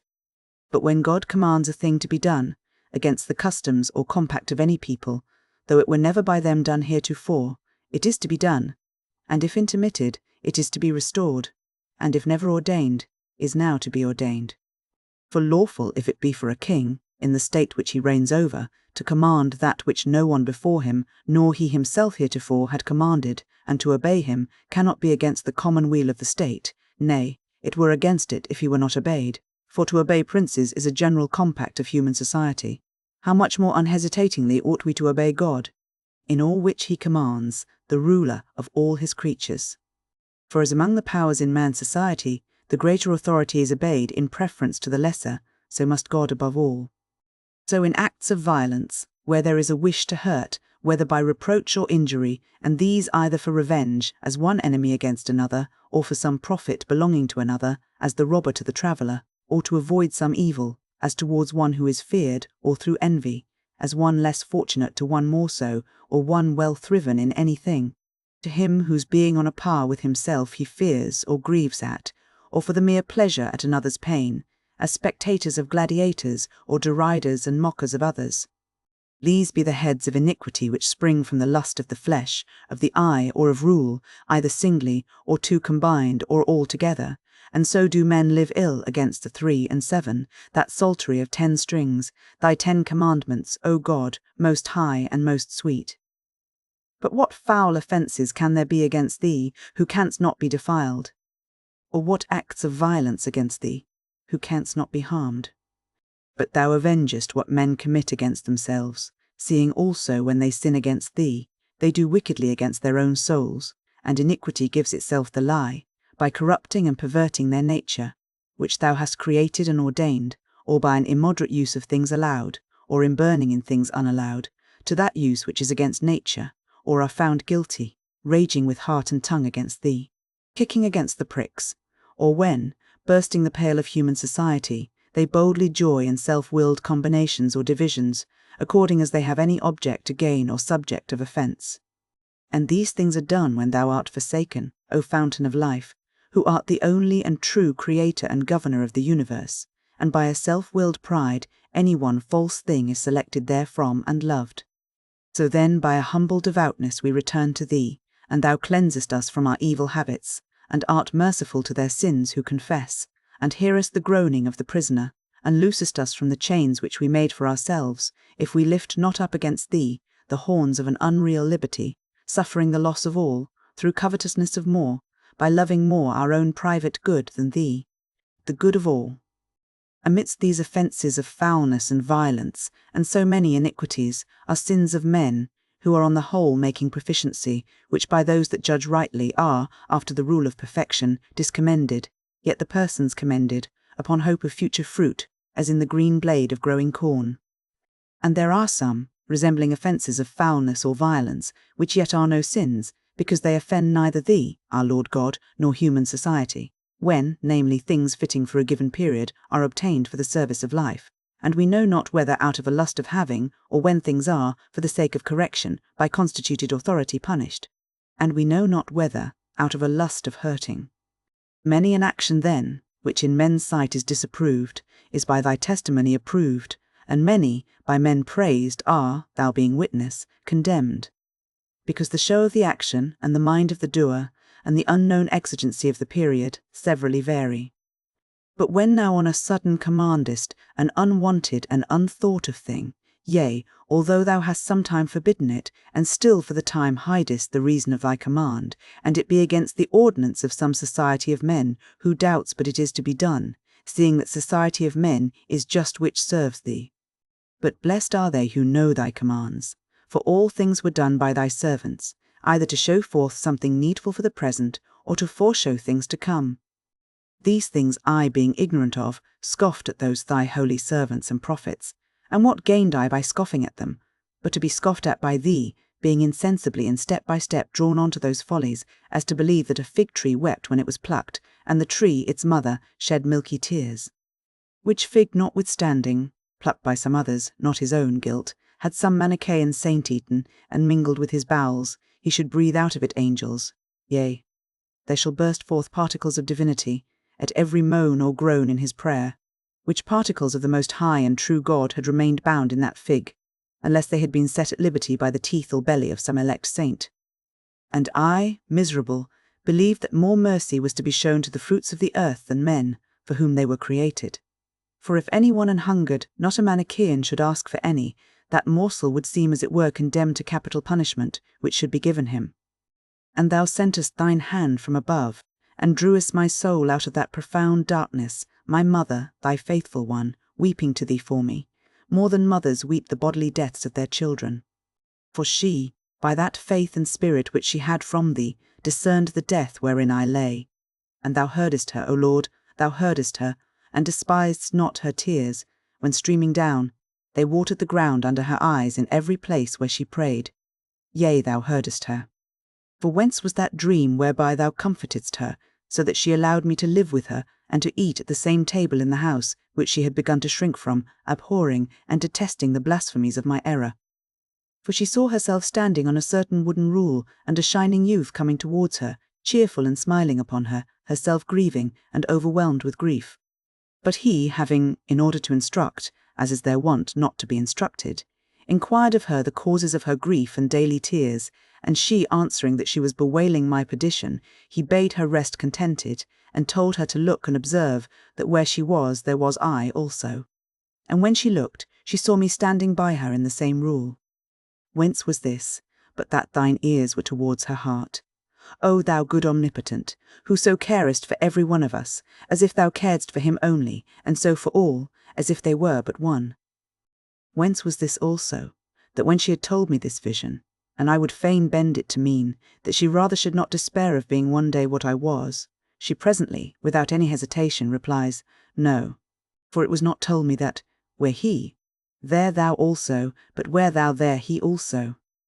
I confess to thee, O Lord, that to the best of my remembrance, and I have oft spoken of this, that thy answer, through my waking mother, that she was not perplexed by the plausibility of my false interpretation, and so quickly saw what was to be seen, and which I certainly had not perceived before she spake.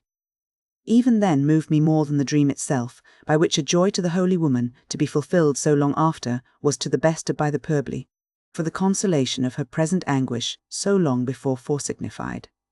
For almost 9 years past, in which I wallowed in the mire of that deep pit, and the darkness of falsehood, often essaying to rise, but dashed down the more grievously. All which time that chaste, godly, and sober widow, such as thou lovest, now more cheered with hope, yet no whit relaxing in her weeping and mourning, ceased not at all hours of her devotions to bewail my case unto thee. And her prayers entered into thy presence, and yet thou sufferedst me to be yet involved and re-involved in that darkness. Thou gavest her meantime another answer, which I call to mind, for much I pass by, hasting to those things which more press me to confess unto thee, and much I do not remember. Thou gavest her then another answer by a priest of thine, a certain bishop brought up in thy church, and well studied in thy books, whom, when this woman had entreated to vouchsafe to converse with me, refute my errors, unteach me ill things and teach me good things, for this he was wont to do when he found persons fitted to receive it. He refused, wisely, as I afterwards perceived. For he answered that I was yet unteachable, being puffed up with the novelty of that heresy, and had already perplexed divers unskilful persons with captious questions, as she had told him. But let him alone a while, saith he. Only pray God for him. He will of himself by reading find what that error is, and how great its impiety. At the same time he told her how himself, when a little one, had by his seduced mother been consigned over to the Manichees, and had not only read, but frequently copied out almost all their books, and had, without any argument or proof from anyone, seen how much that sect was to be avoided, and had avoided it. Which when he had said, and she would not be satisfied, but urged him more, with entreaties and many tears, that he would see me and discourse with me, he, a little displeased at her importunity, saith, Go thy ways, and God bless thee, for it is not possible that the son of these tears should perish. Which answer she took, as she often mentioned in her conversations with me, as if it had sounded from heaven. Book 4. For this space of 9 years, from my 19th year to my 28th, we lived seduced and seducing, deceived and deceiving in divers lusts openly, by sciences which they call liberal, secretly, with a false named religion, here proud, there superstitious, everywhere vain. Here, hunting after the emptiness of popular praise, down even to theatrical applauses and poetic prizes, and strifes for grassy garlands, and the follies of shows, and the intemperance of desires. There, desiring to be cleansed from these defilements, by carrying food to those who were called elect and holy, out of which, in the workhouse of their stomachs, they should forge for us angels and gods, by whom we might be cleansed. These things did I follow, and practice with my friends, deceived by me and with me. Let the arrogant mock me, and such as have not been, to their soul's health, stricken and cast down by thee, O my God, but I would still confess to thee mine own shame in thy praise. Suffer me, I beseech thee, and give me grace to go over in my present remembrance the wanderings of my forepast time, and to offer unto thee the sacrifice of thanksgiving. For what am I to myself without thee, but a guide to mine own downfall? Or what am I even at the best, but an infant sucking the milk thou givest, and feeding upon thee the food that perisheth not? But what sort of man is any man, seeing he is but a man? Let now the strong and the mighty laugh at us, but let us poor and needy confess unto thee. In those years I taught rhetoric, and, overcome by cupidity, made sale of a loquacity to overcome by. Yet I preferred, Lord, thou knowest, honest scholars, as they are accounted. And these I, without artifice, taught artifices, not to be practised against the life of the guiltless, though sometimes for the life of the guilty. And thou, O God, from afar perceives me stumbling in that slippery course, and amid much smoke sending out some sparks of faithfulness, which I showed in that my guidance of such as loved vanity, and sought after leasing myself their companion. In those years I had one, not in that which is called lawful marriage, but whom I had found out in a wayward passion, void of understanding, yet but one, remaining faithful even to her, in whom I in my own case experience what difference there is betwixt the self-restraint of the marriage, covenant for the sake of issue, and the bargain of a lustful love, where children are born against their parents' will, although, once born, they constrain love. I remember also that when I had settled to enter the lists for a theatrical prize, some wizard asked me what I would give him to win. But I, detesting and abhorring such foul mysteries, answered, though the garland were of imperishable gold, I would not suffer a fly to be killed to gain me it. For he was to kill some living creatures in his sacrifices, and by those honours to invite the devils to favour me. But this ill also I rejected, not out of a pure love for thee, O God of my heart, for I knew not how to love thee, who knew not how to conceive aught beyond a material brightness. And doth not a soul, sighing after such fictions, commit fornication against thee, trust in things unreal, and feed the wind? Still I would not forsooth have sacrifices offered to devils for me, to whom I was sacrificing myself by that superstition. For what else is it to feed the wind, but to feed them, that is, by going astray to become their pleasure and derision? Those impostors then, whom they style mathematicians, I consulted without scruple, because they seemed to use no sacrifice, nor to pray to any spirit for their divinations, which art, however, Christian and true piety consistently rejects and condemns. For it is a good thing to confess unto thee, and to say, have mercy upon me, heal my soul, for I have sinned against thee, and not to abuse thy mercy for a license to sin, but to remember the Lord's words, behold, thou art made whole, sin no more, lest a worse thing come unto thee. All which wholesome advice they labour to destroy, saying, the cause of thy sin is inevitably determined in heaven. And this did Venus, or Saturn, or Mars, that man, forsooth, flesh and blood, and proud corruption, might be blameless, while the Creator and Ordainer of heaven and the stars is to bear the blame. And who is he but our God, the very sweetness and wellspring of righteousness, who renderest to every man according to his works, and a broken and contrite heart wilt thou not despise? There was in those days a wise man, very skilful in physic, and renowned therein, who had with his own proconsular hand put the agonistic garland upon my distempered head, but not as a physician, for this disease thou only curest, who resistest the proud, and givest grace to the humble. But didst thou fail me even by that old man, or forbear to heal my soul? For having become more acquainted with him, and hanging assiduously and fixedly on his speech, for though in simple terms it was vivid, lively, and earnest, when he had gathered by my discourse that I was given to the books of nativity casters, he kindly and fatherly advised me to cast them away, and not fruitlessly bestow a care and diligence, necessary for useful things, upon these vanities, saying, that he had in his earliest years studied that art, so as to make it the profession whereby he should live, and that, understanding Hippocrates, he could soon have understood such a study as this. And yet he had given it over, and taken to physic, for no other reason but that he found it utterly false. And he, a grave man, would not get his living by deluding people. But thou, saith he, hast rhetoric to maintain thyself by, so that thou followest this of free choice, not of necessity, the more then oughtest thou to give me credit herein, who laboured to acquire it so perfectly as to get my living by it alone.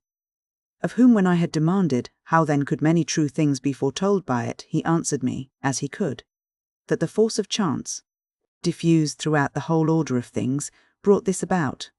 For if when a man by haphazard opens the pages of some poet, who sang and thought of something wholly different, a verse oftentimes fell out, wondrously agreeable to the present business, it were not to be wondered at, if out of the soul of man, unconscious what takes place in it, by some higher instinct an answer should be given, by hap, not by art, corresponding to the business and actions of the demander. And thus much, either from or through him, thou conveyedst to me, and tracedst in my memory, what I might hereafter examine for myself.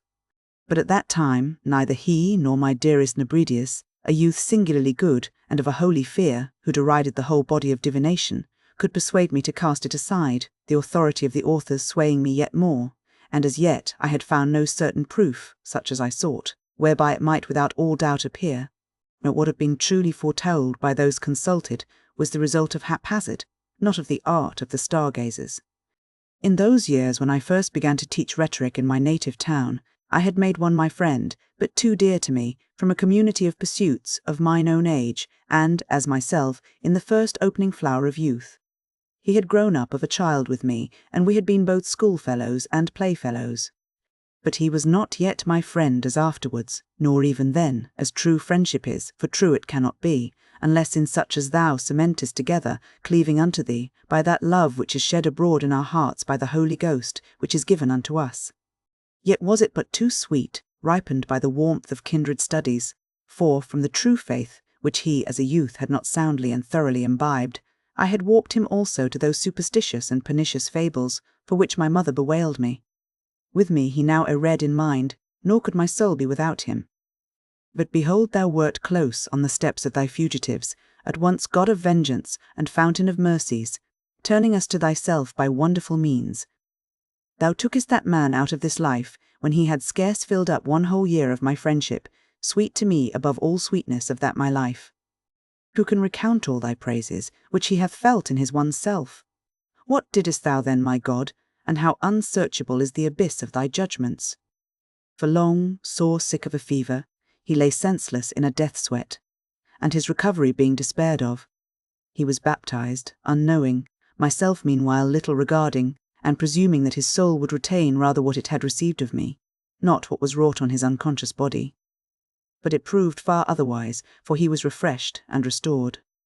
Forthwith, as soon as I could speak with him, and I could, so soon as he was able, for I never left him, and we hung but too much upon each other, I essayed to jest with him, as though he would jest with me at that baptism which he had received, when utterly absent in mind and feeling, but had now understood that he had received. But he so shrunk from me, as from an enemy, and with a wonderful and sudden freedom bade me, as I would continue his friend, forbear such language to him. I, all astonished and amazed, suppressed all my emotions till he should grow well, and his health was strong enough for me to deal with him as I would. But he was taken away from my frenzy, that with thee he might be preserved for my comfort. A few days after, in my absence, he was attacked again by the fever, and so departed. At this grief my heart was utterly darkened, and whatever I beheld was death. My native country was a torment to me, and my father's house a strange unhappiness, and whatever I had shared with him, wanting him, became a distracting torture. Mine eyes sought him everywhere, but he was not granted them, and I hated all places, for that they had not him, nor could they now tell me, he is coming, as when he was alive and absent. I became a great riddle to myself, and I asked my soul, why she was so sad, and why she disquieted me sorely, but she knew not what to answer me. And if I said, trust in God, she very rightly obeyed me not, because that most dear friend whom she had lost was, being man, both truer and better than that phantasm she was bid to trust in. Only tears were sweet to me, for they succeeded my friend in the dearest of my affections. And now, Lord, these things are passed by, and time hath assuaged my wound. May I learn from thee, who art truth, and approach the ear of my heart unto thy mouth, that thou mayest tell me why weeping is sweet to the miserable. Hast thou, although present everywhere, cast away our misery far from thee? And thou abidest in thyself, but we are tossed about in divers trials, and yet unless we mourned in thine ears, we should have no hope left. Whence then is sweet fruit gathered from the bitterness of life, from groaning, tears, sighs, and complaints? Doth this sweeten it, that we hope thou hearest? This is true of prayer, for therein is a longing to approach unto thee. But is it also in grief for a thing lost, and the sorrow wherewith I was then overwhelmed? For I neither hoped he should return to life, nor did I desire this with my tears, but I wept only and grieved, for I was miserable and had lost my joy.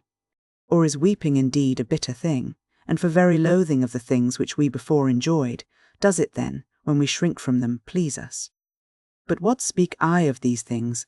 For now is no time to question, but to confess unto thee. Wretched I was, and wretched is every soul bound by the friendship of perishable things. He is torn asunder when he loses them, and then he feels the wretchedness which he had ere yet he lost them.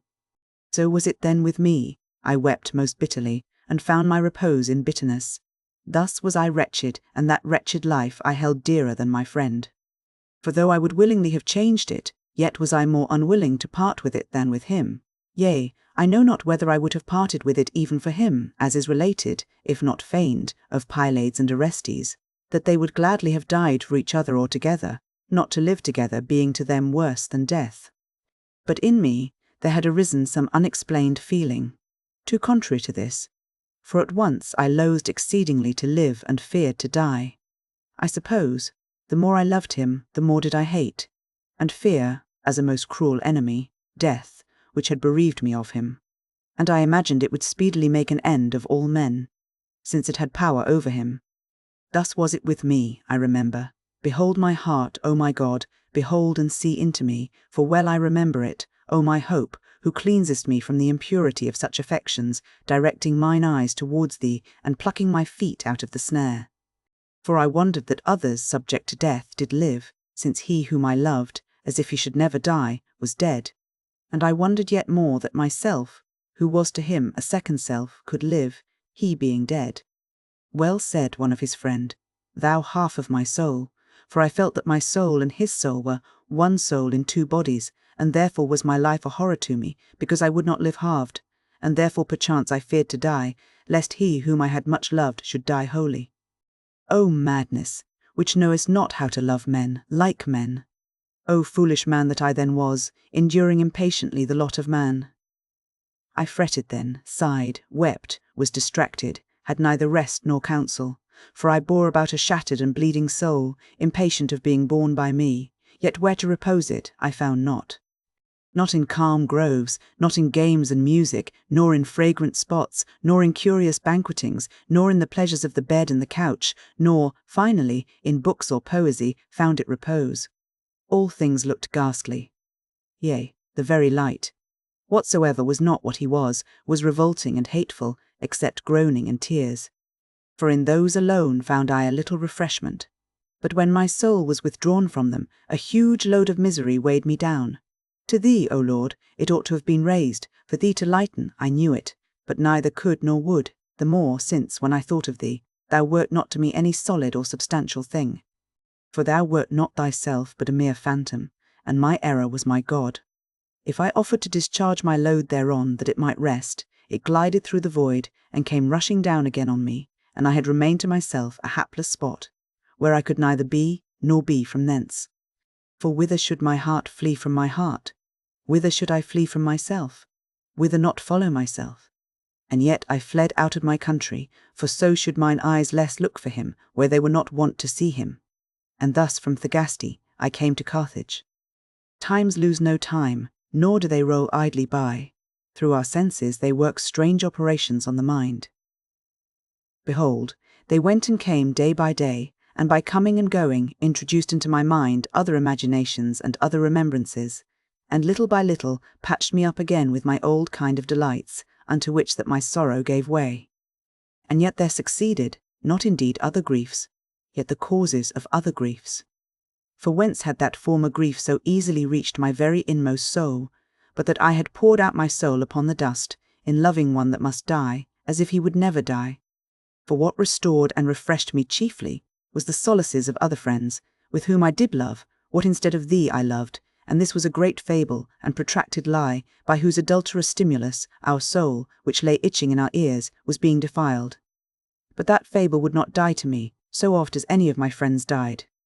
There were other things which in them did more take my mind, to talk and jest together, to do kind offices by turns, to read together owned books, to play the fool or be earnest together, to dissent at times without discontent, as a man might with his own self, and even with the seldomness of these dissentings, to season our more frequent consentings, sometimes to teach, and sometimes learn. Long for the absent with impatience, and welcome the coming with joy. These and the like expressions, proceeding out of the hearts of those that loved and were loved again, by the countenance, the tongue, the eyes, and 1,000 pleasing gestures, were so much fuel to melt our souls together, and out of many make but one. This is it that is loved in friends, and so loved, that a man's conscience condemns itself, if he love not him that loves him again, or love not again him that loves him, looking for nothing from his person but indications of his love. Hence that mourning, if one die, and darkenings of sorrows, that steeping of the heart in tears, all sweetness turned to bitterness, and upon the loss of life of the dying, the death of the living. Blessed whoso loveth thee, and his friend in thee, and his enemy for thee. For he alone loses none dear to him, to whom all are dear in him who cannot be lost. And who is this but our God? The God that made heaven and earth, and filleth them, because by filling them he created them. Thee none loseth, but who leaveth? And who leaveth thee, whither goeth or whither fleeth he, but from thee well pleased to thee displeased? For where doth he not find thy law in his own punishment? And thy law is truth, and truth thou. Turn us, O God of hosts, show us thy countenance, and we shall be whole. For whithersoever the soul of man turns itself, unless toward thee, it is riveted upon sorrows, yea, though it is riveted on things beautiful. And yet they, out of thee, and out of the soul, were not, unless they were from thee. They rise, and set, and by rising, they begin as it were to be, they grow, that they may be perfected, and perfected. They wax old and wither, and all grow not old, but all wither. So then, when they rise, and tend to be, the more quickly they grow that they may be, so much the more they haste not to be. This is the law of them. Thus much hast thou allotted them, because they are portions of things, which exist not all at once, but by passing away and succeeding, they together complete that universe, whereof they are portions. And even thus is our speech completed by signs giving forth a sound. But this again is not perfected, unless one word pass away when it hath sounded its part, that another may succeed. Out of all these things let my soul praise thee, O God, Creator of all, yet let not my soul be riveted unto these things with the glue of love, through the senses of the body. For they go whither they were to go, that they might not be, and they rend her with pestilent longings, because she longs to be, yet loves to repose in what she loves. But in these things is no place of repose, they abide not, they flee, and who can follow them with the senses of the flesh? Yea, who can grasp them when they are hard by? For the sense of the flesh is slow, because it is the sense of the flesh, and thereby is it bounded. It sufficeth for that it was made for, but it sufficeth not to stay things running their course from their appointed starting place to the end appointed. For in thy word, by which they are created, they hear their decree, hence and hitherto. Be not foolish, O my soul, nor become deaf in the ear of thine heart with the tumult of thy folly. Hearken thou too. The word itself calleth thee to return, and there is the place of rest imperturbable, where love is not forsaken, if itself forsaketh not. Behold, these things pass away, that others may replace them, and so this lower universe be completed by all his parts. But do I depart any whither, saith the word of God? There fix thy dwelling, trust there whatsoever thou hast thence, O my soul, at least now thou art tired out with vanities. Entrust truth, whatsoever thou hast from the truth, and thou shalt lose nothing, and thy decay shall bloom again, and all thy diseases be healed, and thy mortal parts be reformed and renewed, and bound around thee, nor shall they lay thee whither themselves descend, but they shall stand fast with thee, and abide for ever before God, who abideth and standeth fast for ever. And why then be perverted and follow thy flesh? Be it converted and follow thee. Whatever by her thou hast sense of is in part, and the whole, whereof these are parts, thou knowest not, and yet they delight thee. But had the sense of thy flesh a capacity for comprehending the whole, and not itself also, for thy punishment, been justly restricted to a part of the whole, thou wouldest, that whatsoever existeth at this present should pass away, that so the whole might better please thee. For what we speak also, by the same sense of the flesh thou hearest, yet wouldest not thou have the syllables stay, but fly away, that others may come, and thou hear the whole. And so ever, when any one thing is made up of many, all of which do not exist together, all collectively would please more than they do severally, could all be perceived collectively. But far better than these is he who made all, and he is our God, nor doth he pass away, for neither doth aught succeed him. If bodies please thee, praise God on occasion of them, and turn back thy love upon their Maker, lest in these things which please thee, thou displease. If souls please thee, be they loved in God, for they too are mutable, but in him are they firmly stablished, else would they pass, and pass away. In him then be they beloved, and carry unto him along with thee what souls thou canst, and say to them, Him let us love, him let us love, he made these, nor is he far off. For he did not make them, and so depart, but they are of him, and in him. See there he is, where truth is loved. He is within the very heart, yet hath the heart strayed from him. Go back into your heart, ye transgressors, and cleave fast to him that made you. Stand with him, and ye shall stand fast. Rest in him, and ye shall be at rest. Whither go ye in rough ways? Whither go ye? The good that you love is from him, but it is good and pleasant through reference to him, and justly shall it be embittered, because unjustly is anything loved which is from him, if he be forsaken for it. To what end then would ye still and still walk these difficult and toilsome ways? There is no rest, where ye seek it. Seek what ye seek, but it is not there where ye seek. Ye seek a blessed life in the land of death, it is not there. For how should there be a blessed life, where life itself is not? But our true life came down hither, and bore our death, and slew him, out of the abundance of his own life. And he thundered, calling aloud to us to return hence to him into that secret place, whence he came forth to us, first into the Virgin's womb, wherein he espoused the human creation, our mortal flesh, that it might not be for ever mortal, and thence, like a bridegroom coming out of his chamber, rejoicing as a giant to run his course. For he lingered not, but ran, calling aloud by words, deeds, death, life, descent, ascension, crying aloud to us to return unto him. And he departed from our eyes, that we might return into our heart, and there find him. For he departed, and lo, he is here. He would not be long with us, yet left us not, for he departed thither whence he never parted, because the world was made by him.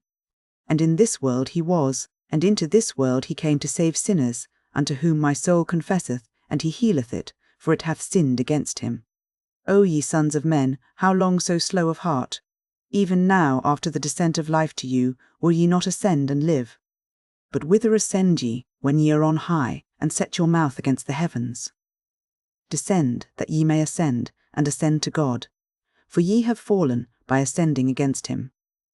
Tell them this, that they may weep in the valley of tears, and so carry them up with thee unto God. Because out of his Spirit thou speakest thus unto them, if thou speakest, burning with the fire of charity. These things I then knew not, and I loved these lower beauties, and I was sinking to the very depths, and to my friends I said, Do we love anything but the beautiful? What then is the beautiful, and what is beauty? What is it that attracts and wins us to the things we love? For unless there were in them a grace and beauty, they could by no means draw us unto them. And I marked and perceived that in bodies themselves there was a beauty, from their forming a sort of whole, and again another from apt and mutual correspondence, as of a part of the body with its whole, or a shoe with a foot, and the like. And this consideration sprang up in my mind, out of my inmost heart, and I wrote on the fair and fit, I think, 2 or 3 books. Thou knowest, O Lord, for it is gone from me, for I have them not, but they are strayed from me, I know not how. But what moved me, O Lord my God, to dedicate these books unto Hyrieus, an orator of Rome, whom I knew not by face, but loved for the fame of his learning which was eminent in him, and some words of his eye had heard which pleased me. But more did he please me, for that he pleased others, who highly extolled him, amazed that out of a Syrian, first instructed in Greek eloquence, should afterwards be formed a wonderful Latin orator, and one most learned in things pertaining unto philosophy. One is commended, and, unseen, he is loved. Doth this love enter the heart of the hearer from the mouth of the commender? Not so, but by one who loveth is another kindled. For hence he is loved who is commended, when the commender is believed to extol him with an unfeigned heart, that is, when one that loves him praises him. For so did I then love men, upon the judgment of men, not thine, O my God, in whom no man is deceived. But yet why not for qualities, like those of a famous charioteer or fighter with beasts in the theatre, known far and wide by a vulgar popularity, but far otherwise and earnestly, and so as I would be myself commended? For I would not be commended or loved, as actors are, though I myself did commend and love them, but had rather be unknown than so known, and even hated than so loved. Where now are the impulses to such various and divers kinds of loves laid up in one soul? Why, since we are equally men, do I love in another? What, if I did not hate, I should not spurn and cast from myself, for it holds not, that as a good horse is loved by him who would not, though he might, be that horse. Therefore the same may be said of an actor who shares our nature. Do I then love in a man what I hate to be, who am a man? Man himself is a great deep, whose very hairs thou numberest, O Lord, and they fall not to the ground without thee. And yet are the hairs of his head easier to be numbered than his feelings and the beatings of his heart. But that orator was of that sort whom I loved, as wishing to be myself such, and I erred through a swelling pride, and was tossed about with every wind, but yet was steered by thee, though very secretly. And whence do I know, and whence do I confidently confess unto thee, that I had loved him more for the love of his commenders than for the very things for which he was commended? Because, had he been unpraised, and these self-same men had dispraised him, and with dispraise and contempt told the very same things of him, I had never been so kindled and excited to love him. And yet the things had not been other, nor he himself other, but only the feelings of the relators. See where the impotent soul lies along, that is not yet stayed up by the solidity of truth. Just as the gales of tongues blow from the breast of the opinionative, so is it carried this way and that, driven forward and backward, and the light is overclouded to it, and the truth unseen, and lo, it is before us. And it was to me a great matter, that my discourse and labours should be known to that man, which should he approve, I were the more kindled. But if he disapproved, my empty heart, void of thy solidity, had been wounded. And yet the fair and fit, whereon I wrote to him, I dwelt on with pleasure, and surveyed it, and admired it, though none joined therein. But I saw not yet whereon this weighty matter turned in thy wisdom, O thou omnipotent, who only dost wonders, and my mind ranged through corporeal forms, and fair, I defined and distinguished what is so in itself, and fit, whose beauty is in correspondence to some other thing, and this I supported by corporeal examples. And I turned to the nature of the mind, but the false notion which I had of spiritual things let me not see the truth. Yet the force of truth did of itself flash into mine eyes, and I turned away my panting soul from incorporeal substance to lineaments and colours and bulky magnitudes. And not being able to see these in the mind, I thought I could not see my mind. And whereas in virtue I loved peace, and in viciousness I abhorred discord, in the first I observed a unity, but in the other a sort of division. And in that unity I conceived the rational soul, and the nature of truth and of the chief good to consist. But in this division I miserably imagined there to be some unknown substance of irrational life, and the nature of the chief evil, which should not only be a substance, but real life also, and yet not derived from thee, O my God, of whom are all things. And yet that first I called a monad, as it had been a soul without sex, but the latter a duad, anger, in deeds of violence, and in flagitiousness, lust, not knowing whereof I spake. For I had not known or learned that neither was evil a substance, nor our soul that chief and unchangeable good. For as deeds of violence arise, if that emotion of the soul be corrupted, whence vehement action springs, stirring itself insolently and unrulily, and lusts. When that affection of the soul is ungoverned, whereby carnal pleasures are drunk in, so do errors and false opinions defile the conversation, if the reasonable soul itself be corrupted, as it was then in me, who knew not that it must be enlightened by another light, that it may be partaker of truth, seeing itself is not that nature of truth. For thou shalt light my candle, O Lord my God, thou shalt enlighten my darkness, and of thy fullness have we all received, for thou art the true light that lighteth every man that cometh into the world, for in thee there is no variableness, neither shadow of change. But I pressed towards thee, and was thrust from thee, that I might taste of death, for thou resistest the proud. But what prouder, than for me with a strange madness to maintain myself to be that by nature which thou art. For whereas I was subject to change, so much being manifest to me, my very desire to become wise, being the wish of worse to become better, yet chose I rather to imagine thee subject to change, and myself not to be that which thou art. Therefore I was repelled by thee, and thou resistedst my vain stiff-neckedness, and I imagined corporeal forms, and, myself flesh, I accused flesh, and, a wind that passeth away, I returned not to thee, but I passed on and on to things which have no being, neither in thee, nor in me, nor in the body. Neither were they created for me by thy truth, but by my vanity, devised out of things corporeal. And I was wont to ask thy faithful little ones, my fellow citizens, from whom, unknown to myself, I stood exiled. I was wont, prating and foolishly, to ask them, why then doth the soul err which God created? But I would not be asked, why then doth God err? And I maintained that thy unchangeable substance did err upon constraint, rather than confess that my changeable substance had gone astray voluntarily, and now, in punishment, lay in error. I was then some 6 or 27 years old when I wrote those volumes, revolving within me corporeal fictions, buzzing in the ears of my heart, which I turned, O sweet truth, to thy inward melody, meditating on the fair and fit, and longing to stand and hearken to thee, and to rejoice greatly at the bridegroom's voice, but could not, for by the voices of mine own errors I was hurried abroad, and through the weight of my own pride I was sinking into the lowest pit. For thou didst not make me to hear joy and gladness, nor did the bones exult which were not yet humbled. And what did it profit me, that scarce 20 years old, a book of Aristotle, which they call the 10 Predicaments, falling into my hands, on whose very name I hung, as on something great and divine, so often as my rhetoric master of Carthage, and others, accounted learned, mouthed it with cheeks bursting with pride. I read and understood it unaided.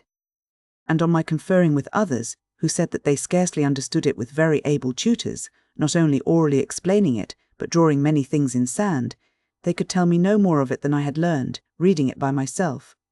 And the book appeared to me to speak very clearly of substances, such as man, and of their qualities, as the figure of a man, of what sort it is, and stature, how many feet high, and his relationship, whose brother he is, or where placed, or when born, or whether he stands or sits, or be shod or armed, or does, or suffers anything.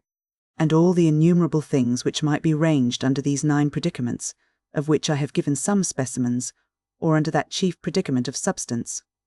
What did all this further me, seeing it even hindered me? When, imagining whatever was comprehended under those 10 predicaments, I essayed in such wise to understand, O my God, thy wonderful and unchangeable unity also, as if thou also hadst been subjected to thine own greatness or beauty, so that, as in bodies they should exist in thee, as their subject, whereas thou thyself art thy greatness and beauty. But a body is not great or fair in that it is a body, seeing that, though it were less great or fair, it should notwithstanding be a body. But it was falsehood which of thee I conceived, not truth, fictions of my misery, not the realities of thy blessedness. For thou hadst commanded, and it was done in me, that the earth should bring forth briars and thorns to me, and that in the sweat of my brows I should eat my bread. And what did it profit me, that all the books I could procure of the so-called liberal arts, I, the vile slave of vile affections, read by myself, and understood, and I delighted in them, but knew not whence came all that therein was true or certain. For I had my back to the light, and my face to the things enlightened, whence my face, with which I discerned the things enlightened, itself was not enlightened. And whatever was written, either on rhetoric, or logic, geometry, music, and arithmetic, by myself without much difficulty or any instructor, I understood, thou knowest, O Lord my God, because both quickness of understanding and acuteness in discerning is thy gift, yet did I not thence sacrifice to thee. So then it served not to my use, but rather to my perdition, since I went about to get so good a portion of my substance into my own keeping. And I kept not my strength for thee, but wandered from thee into a far country, to spend it upon harlotries. For what profited me good abilities, not employed to good uses? For I felt not that those arts were attained with great difficulty, even by the studious and talented, until I attempted to explain them to such, when he most excelled in them who followed me not altogether slowly. But what did this further me, imagining that thou, O Lord God, the truth, wert a vast and bright body, and I a fragment of that body. Perverseness too great, but such was I. Nor do I blush, O my God, to confess to thee thy mercies towards me, and to call upon thee, who blushed not then to profess to men my blasphemies, and to bark against thee. What profited me then my nimble wit in those sciences, and all those most knotty volumes, unravelled by me, without aid from human instruction, seeing I erred so foully, and with such sacrilegious shamefulness, in the doctrine of piety? Or what hindrance was a far slower wit to thy little ones, since they departed not far from thee, that in the nest of thy church they might securely be fledged, and nourish the wings of charity by the food of a sound faith? O Lord our God, under the shadow of thy wings let us hope, protect us, and carry us. Thou wilt carry us both when little, and even to hoar hairs wilt thou carry us. For our firmness, when it is thou, then is it firmness, but when our own, it is infirmity. Our good ever lives with thee, from which when we turn away we are turned aside. Let us now, O Lord, return, that we may not be overturned, because with thee our good lives without any decay, which good art thou, nor need we fear lest there be no place whither to return, because we fell from it, for through our absence our mansion fell not, thy eternity.